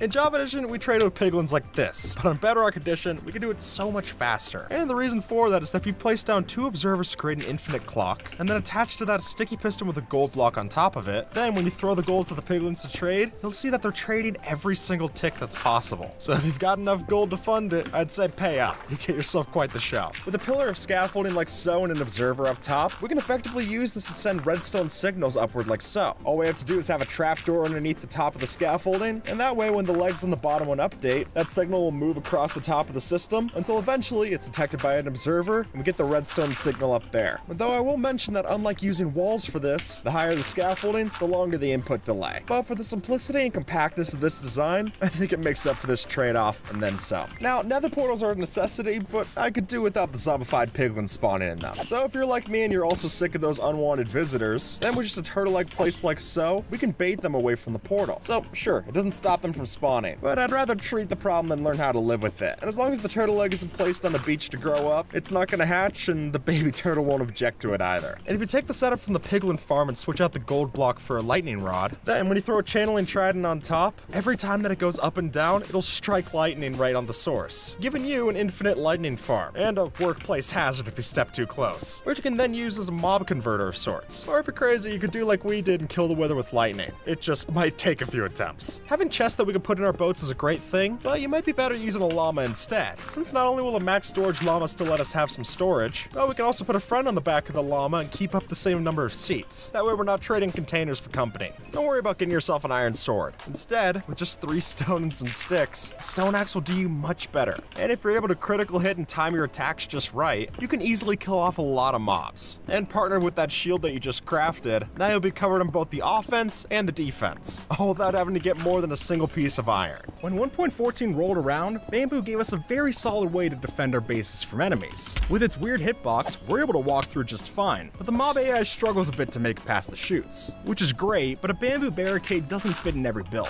So luckily, we've got something a bit more metal to use instead. Through the help of the copper lightning rods, we can place a couple of these down and get ourselves a mob-proof gate. And hey, if you think about it, they basically turn into an electric fence as well, though maybe that's better at fending off zombies than creepers. But with a cat to keep those away, then this safety solution's definitely worth a try. If you're playing on Bedrock Edition and hold down Shift and Jump at the same time on your keyboard, then as you start placing down blocks, it's possible to build a tower 16 blocks high, all without ever leaving the ground. Which at that point, why would you ever need scaffolding? This seemed to do the trick just fine. At first glance, this jump seems impossible, and really, it should be. But the truth is that if you happen to turn 45 degrees exactly while you're midair in the jump, then that'll let you jump 2% further than you would normally, which sounds imperceptible, but it's enough to make this jump. Though I can't stress enough how difficult this is to do. I mean, that's why we featured in the impossible skills video. Without the help of something like a mod like Tweakaroo, I'd have no chance of pulling this off. But if you can, it just might help you in a pinch. Whether you're playing a game of Manhunt or trying to prank your friend, everyone loves a good trap. And with the help of the Dripstone Falling Entity, we can make a particularly effective one. As it's coded, a dripstone falling from a height of 40 blocks will do the maximum amount of damage. Though, as soon as it goes through an end portal, the fall height doesn't reset. But rather, whoever goes through the gate next to me, quite the deadly surprise on the other end. Even with the diamond helmet, the odds are that your friend's still gonna get skewered the same way. So if you're looking to make the end off limits, then a couple of stalactites might just finish the job. You can't see it, but there's a hidden ladder here. And it's not one that we made with sticks, but rather with the way that vines and maps overlap, we can mix together an item frame and a map to make our vines completely invisible and the map climbable, which could make it easier to do something like building out your large map on a wall, or better yet, for a hidden entrance. And you don't even have to go that far. You want a reason to do this? Now none of your friends can rotate that map art to make it look bad, since the vine's hitbox is slightly larger than the item frames. And when you got destructive friends like me, that's worth the price of a mission on its own right. Instead of using chests, use barrels instead, since for one, they're cheaper to craft, they cost you 1 less plank for each recipe, and they're also great for small bases, since even if you have a solid block on top of them, you're still able to open them up. And while we can't double their size like we would a regular chest, it's also important to note that if you get a lot of these, they aren't rendered as entities like the rest of the chests, so they cause a lot less lag if you build yourself a barrel monster instead of a chest monster. Now I know that composters don't seem like the most helpful of items, but that might just be because you're using it wrong, since what you need to understand is that the first item that you put into the composter is always guaranteed to fill up the first level, and that's regardless of the item that you're composting. So if you want the maximum efficiency when you're using your composter for bone meal, first put in an item with a low chance of composting for the first stage, and then use higher chance items like pumpkin pie for the rest of the way. That way you're saving these higher chance items for where they're actually useful, which might not make composters the most useful block yet, but even if they're not useful, at least you know how to use them now. Most players think of doors as just that, a door. But folks, there's so much more than that. Since in Java Edition, you can use these doors for some pretty important things. Like if you're underwater, you can place one of these down and have yourself a standing safe bubble of air. Or you can also place one of these down and use it to confuse hostile mobs that are coming towards you.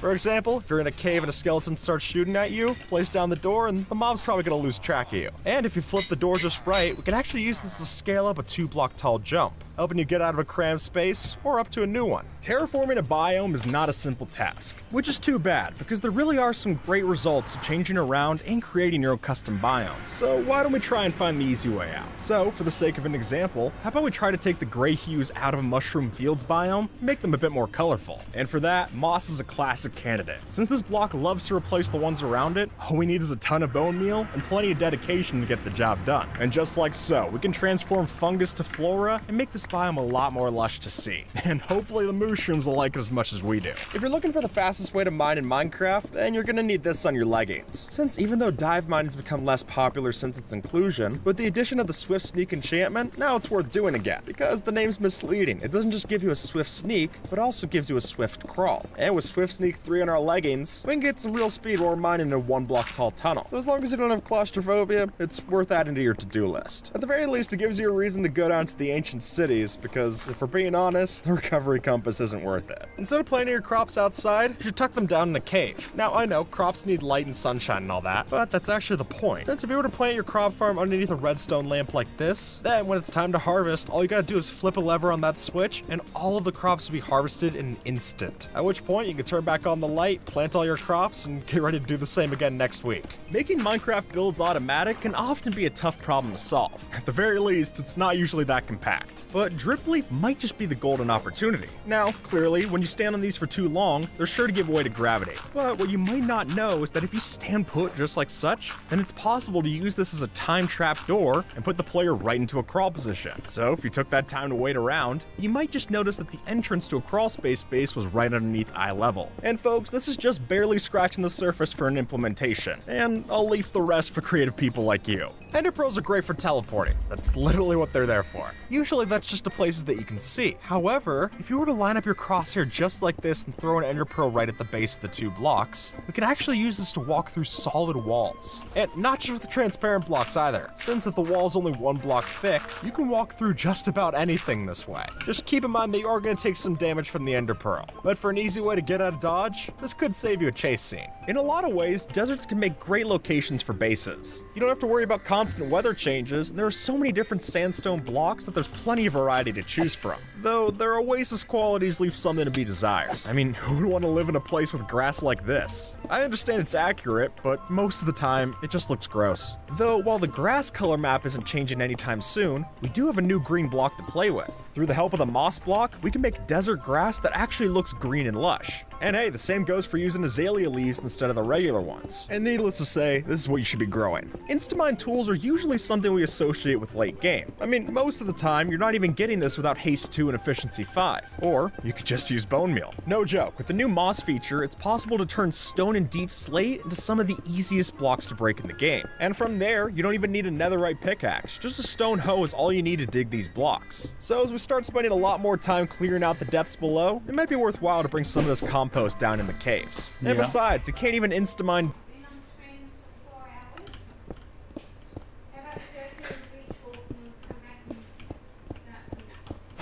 Nah, I already climbed Mount Coolum today. You remember, I saw you there.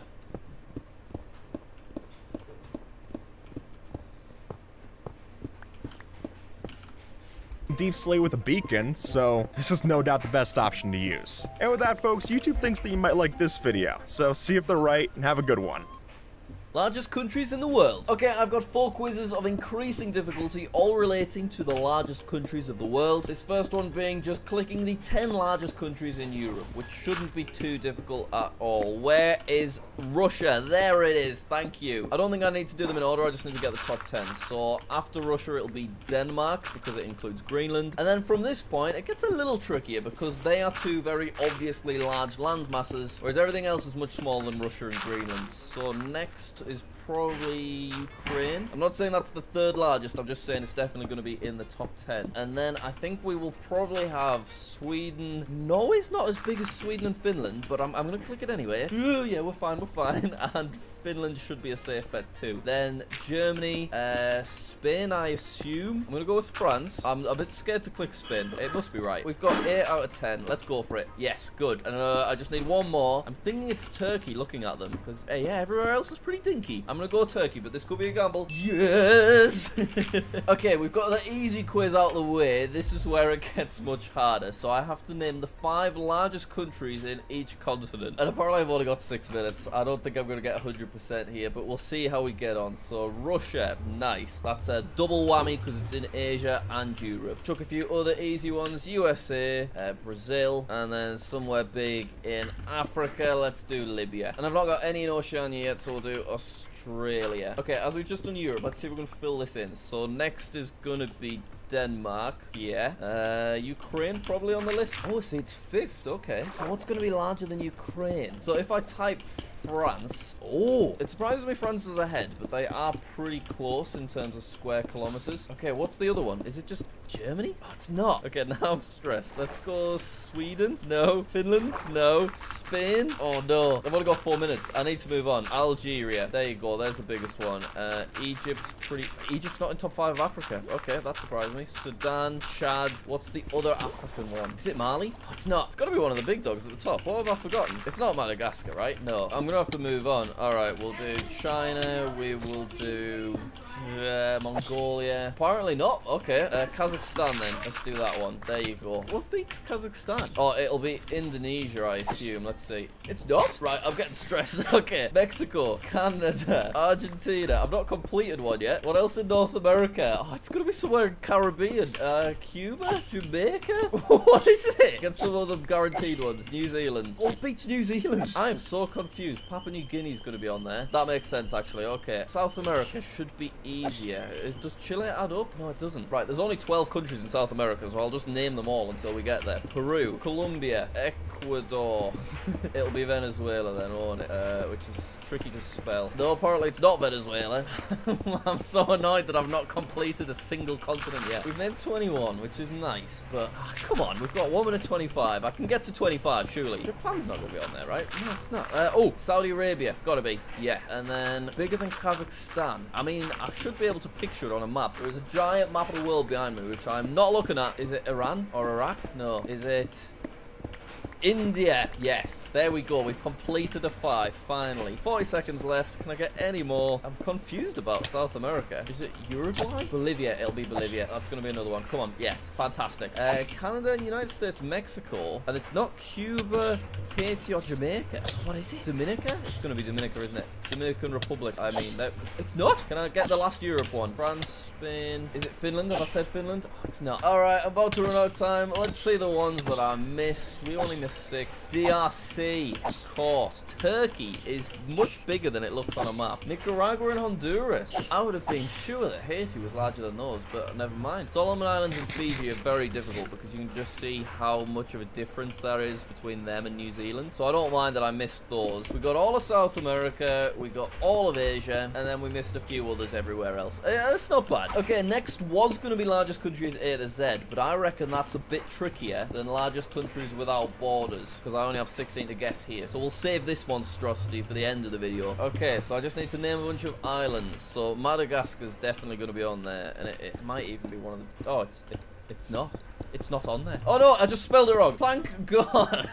Okay, the top one is massive. So, Indonesia, does that connect to anything? That's not. What's a giant island country? Literally 7 million kilometers. It's one of the big... It's Australia. Come on, Jack. Why did I not instantly get that? Okay, from there, Sri Lanka's probably on the list. Okay. See, Sri Lanka is not big, so these ones are going to be quite obscure. I can try the Maldives. No, that was a stupid guess. Pretend that never happened. Floating around. Cuba's on there. I think Jamaica border. Oh no, it's on there. Okay, well in that case, let's just keep going. Haiti not on there. My luck ran out quite quickly there. But following on from that, Iceland. Iceland is on there. New Zealand. That's got to be there, right? Yeah. Okay. Japan, Malaysia. No. No borders. No borders. What is it? Barbados. It's a weird guess. I know. I'm trying all the Caribbean countries. I'm not getting anywhere. I've only got half of them. Somewhere bigger than New Zealand. Malta? Is that going to be? No, Malta's not there. Cyprus. Cyprus has just made it in. Other island countries. Cape Verde, no. Philippines, let's try. Yes, that was the missing one. And then from Philippines, can we get Taiwan? We can. We're getting some progress in at the end. Okay, Comoros, no. Try Seychelles. Seychelles might be one. It's not. Micronesia then, no. Solomon Islands. Fiji then, yes, nice. 50 seconds, 30 to 16. Nauru, too small apparently. I've got about 30 seconds left to name 3. Oh, what are they gonna be? Have I done Marshall Islands yet?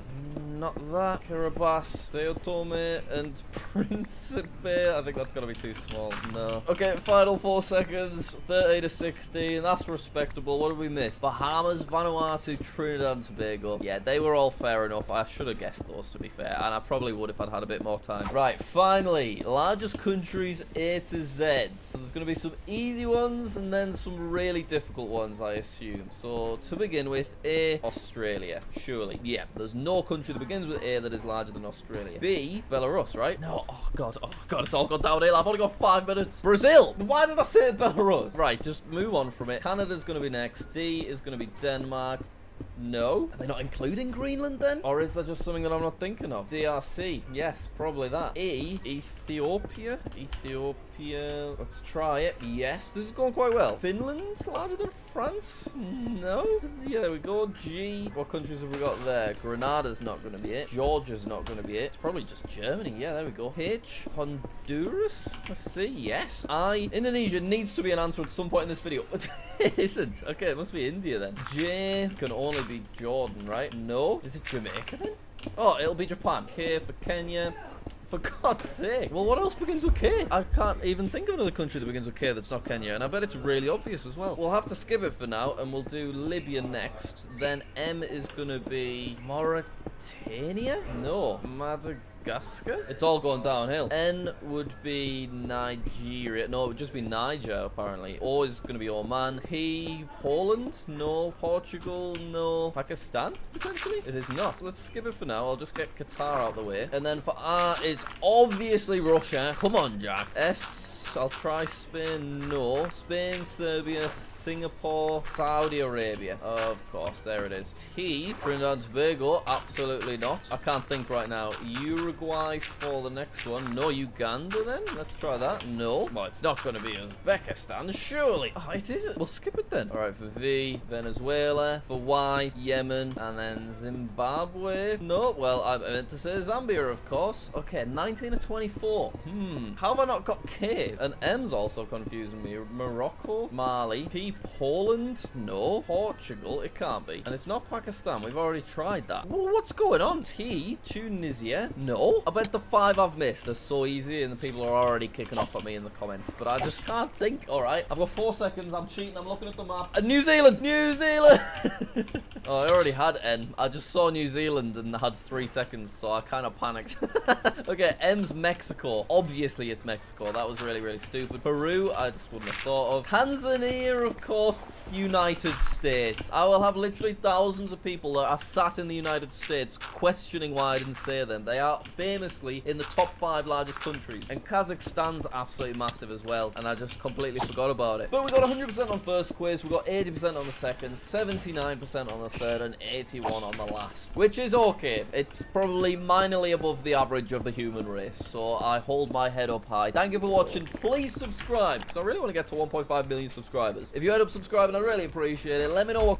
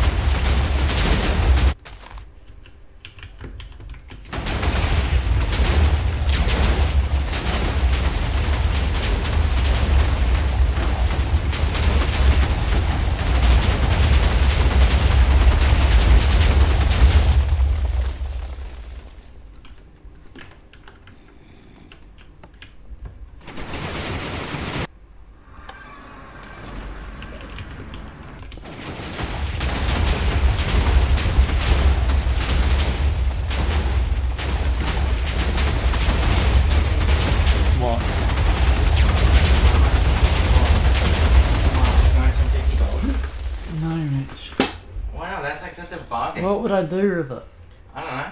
But $250, come on. Come If on. it's such a bargain, then sell it to someone else. No, come on. But you have to admit, that is a bargain. I don't need a PC. Another PC Mitch. Usually sell it $200 less than how much it costs new, but that's like hundreds of dollars less. Okay.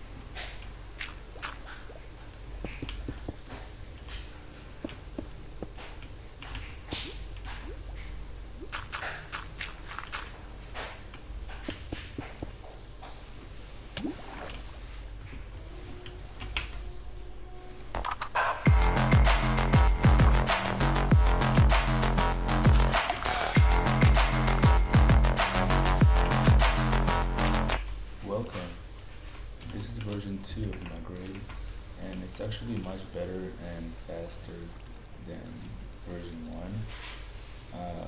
As you can see right now, it can get more than 900,000 items per hour, and it's very lag friendly. So you can keep watching if you want to know how it works and why it's better, or skip to this timestamp on how to build and run the farm. So this farm uses a mechanic discovered by Winitsal, where the villager can instantly get a job. So as you can see right now, it's pathfinding to this workstation, but because it's far away, it can get a job. So we place another one right there, and remove the far one, and you can see it got the job instantly. So we can repeat the cycle again, but there's still a delay for this villager to pathfind back to this workstation. So we still need like a little more.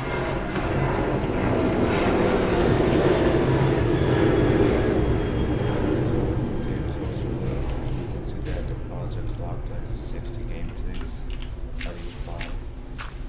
And as you can see, it's instantly getting the job. It's pathfinding to this workstation, and it's alternating sides for the shifting, so left, then right, etc. So the farm is very simple. So they spawn a block in the air, and this piston is to get brimstone to stand on, and this slime bar when it retracts, it pushes the ravagers into the portal, but the other raiders like witches, villagers, and them, they get down actually by this slime bar, and they're pushed inside by these pistons to land in the 3x1 area, and they take just enough damage where they can get killed by the player with strength 2. So they're clipped into the slime bar and retracted to the lava where they're killed.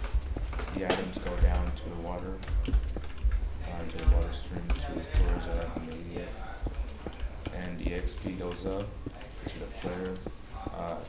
It can still collect it, but it burns the leftovers. So I will have 2 versions for this farm. One uses 37 villagers, but it's more laggy and has less drops. But on the good side, it works with a player and a bot. And the other one right here uses 17 villagers, but it's harder to build, harder to transport the villagers. But it has more drops, it's less laggy, and it's only usable by a carpet bot and not an actual player. So to build the farm, you just need to put the blue box inside a whole sub chunk. So it's these blue lines. And once it's inside the whole sub chunk, then you're good to build it. And if you paste the schematic, make sure to replace all villagers or the farm will probably not work. So to filter the storage, you just need the items you want to sort and junk item like seeds, because they can get dropped from the farm. So in the first slice, or actually the first 2 slices, they're into one box. So in the drop, you need the items you want to sort, fill it up, and the junk hoppers too. Just except the top hopper, we need one of them you want to sort, 13 junk items, and then 1 for the rest. And for the second slice, it's still the items you want to sort and rolls, because the first 2 slices need to be the same. And the top hopper is the same, and the next 2 are gonna have a different item like redstone. As you can see, 2, and then the last 2 gunpowder, fill it up, and then the top hopper has that. And you can keep the water stream going forever. Just make sure to have something to stop the water so you can make it go on and place another water source. And at the end, have soul sand or cactus to destroy the other items. Or you can also have a chest with a hopper to collect some totems and move it down a little so you can get a little more. So for the boxes, you need to fill this dispenser with shulker boxes. for the slices, and then you can have a hopper right next to the top one with a chest on top of it, and you can have like more like this, and make sure to fill it up with boxes so it goes through to the rest of the jacket and hoppers. To align the armor stand, start by placing one diagonally from the composer, like so. Place an L block next to it and a solar block above it, like that. Place 2 pistons facing the blocks and power them both. Then place a pressure plate on that block and it should power this stuff. Then place a redstone torch there, a trap door that when it closes it's facing this way and not the other way. And then place the armor stand and the moss carpet right here. So to start the farm with 17 villagers, If you were to pretend $50 and you could sell it for more. Why don't you just sell it for more then? You're not gonna be bothered. Me neither. Yeah, but no, but you're the one who make the money. You could make money. Give it a sword with No. sharpness 5, and 3, whipping edge 3 and 1, and a diamond or netherite sword. And make sure you have strength 2, strength 2, regen, and haste 2. Resisting is optional. So to start it, you'll need to get Bad Omen and actually start the farm from right here, from the bottom. So give yourself, get Bad Omen and go through this blue box, and then the red will spawn by itself. As you can see, it's spawning. So now make the player attack with this.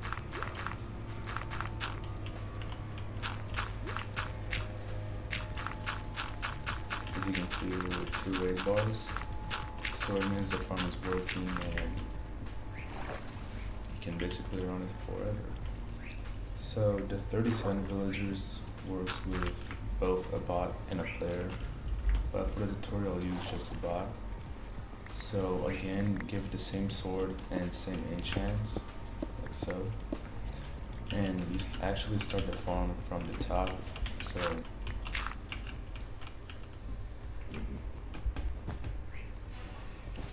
and then make the bot attack once. Or you attack once. And now you just wait for the spawns. As you can see, they're spawning on both sides. And then you just make the player attack every 10 game ticks.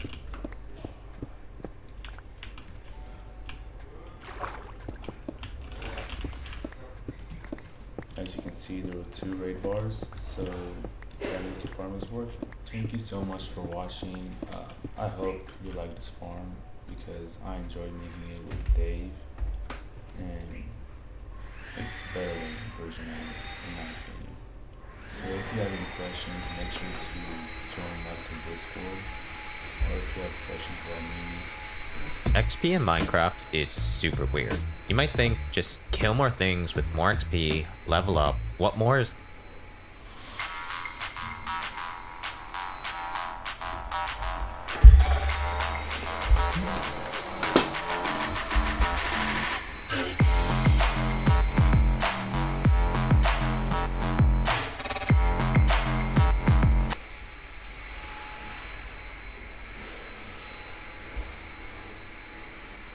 more things with more XP, level up. What more is there to it? And I mean, yeah, you're right. But that's not the end of the story. There's a whole weirdness behind that dynamics with XP that makes it much more unpredictable and interesting than you would imagine. What do I mean? Well, here, this farm spawns about 130,000 pillagers an hour, and this one spawns about 20,000 an hour. The higher spawning rate should give more XP, right? Well, no. And some of you might be saying, well, duh, it should be the same due to XP absorption limitations. But what if I told you that the higher spawning rate farm actually gives less XP than the slower farm? Strange, right? So let's just dive right into it. There are a bunch of ways to get XP. Production of goods, murder, exploitation, and destruction are the main ways. but there are more. In general, the more quote-unquote difficult the task, the higher the XP given. XP is obtained through XP orbs, which come in set sizes when naturally spawned. Fishing, breeding, and trading all give below 11 XP max, and so drop one orb at the perfect integer size. With other sources of XP though, the 1 through 11 is broken down into 1, 3, and 7 as the only valid orb sizes. Above that, we have a whole list of sizes up to 2,477. Here's the first bit of weirdness. It's a little bit of a side quest, but it's kind of interesting. All of these values are prime numbers. I was wondering what the connection between them was, so I asked ChatGPT, which just lied to me again and again. So I asked someone known for being good at math, that I'm a big fan of, Whitestone Jazz. He came back with some really interesting comments. Basically, it looks like someone at Mojang liked the idea of using the relationship of orb size times 2 plus 1, then selecting the nearest prime number above it for the next orb size. So we start with 1. 1 times 2 plus 1 is 3. It's a prime. So we continue and get 7, which is also a prime. Then we get 15, which isn't a prime. The nearest primes around it are 13 and 17. Here we pick the nearest prime above 15, which is 17. This works until we get to 75. We should pick 79, but for some reason pick 73 instead. The rest of the numbers fit the general pattern, so it's not clear what is so special about 73, but maybe someone spilled their coffee on it or something like that. It's really just 73 that is kind of weird.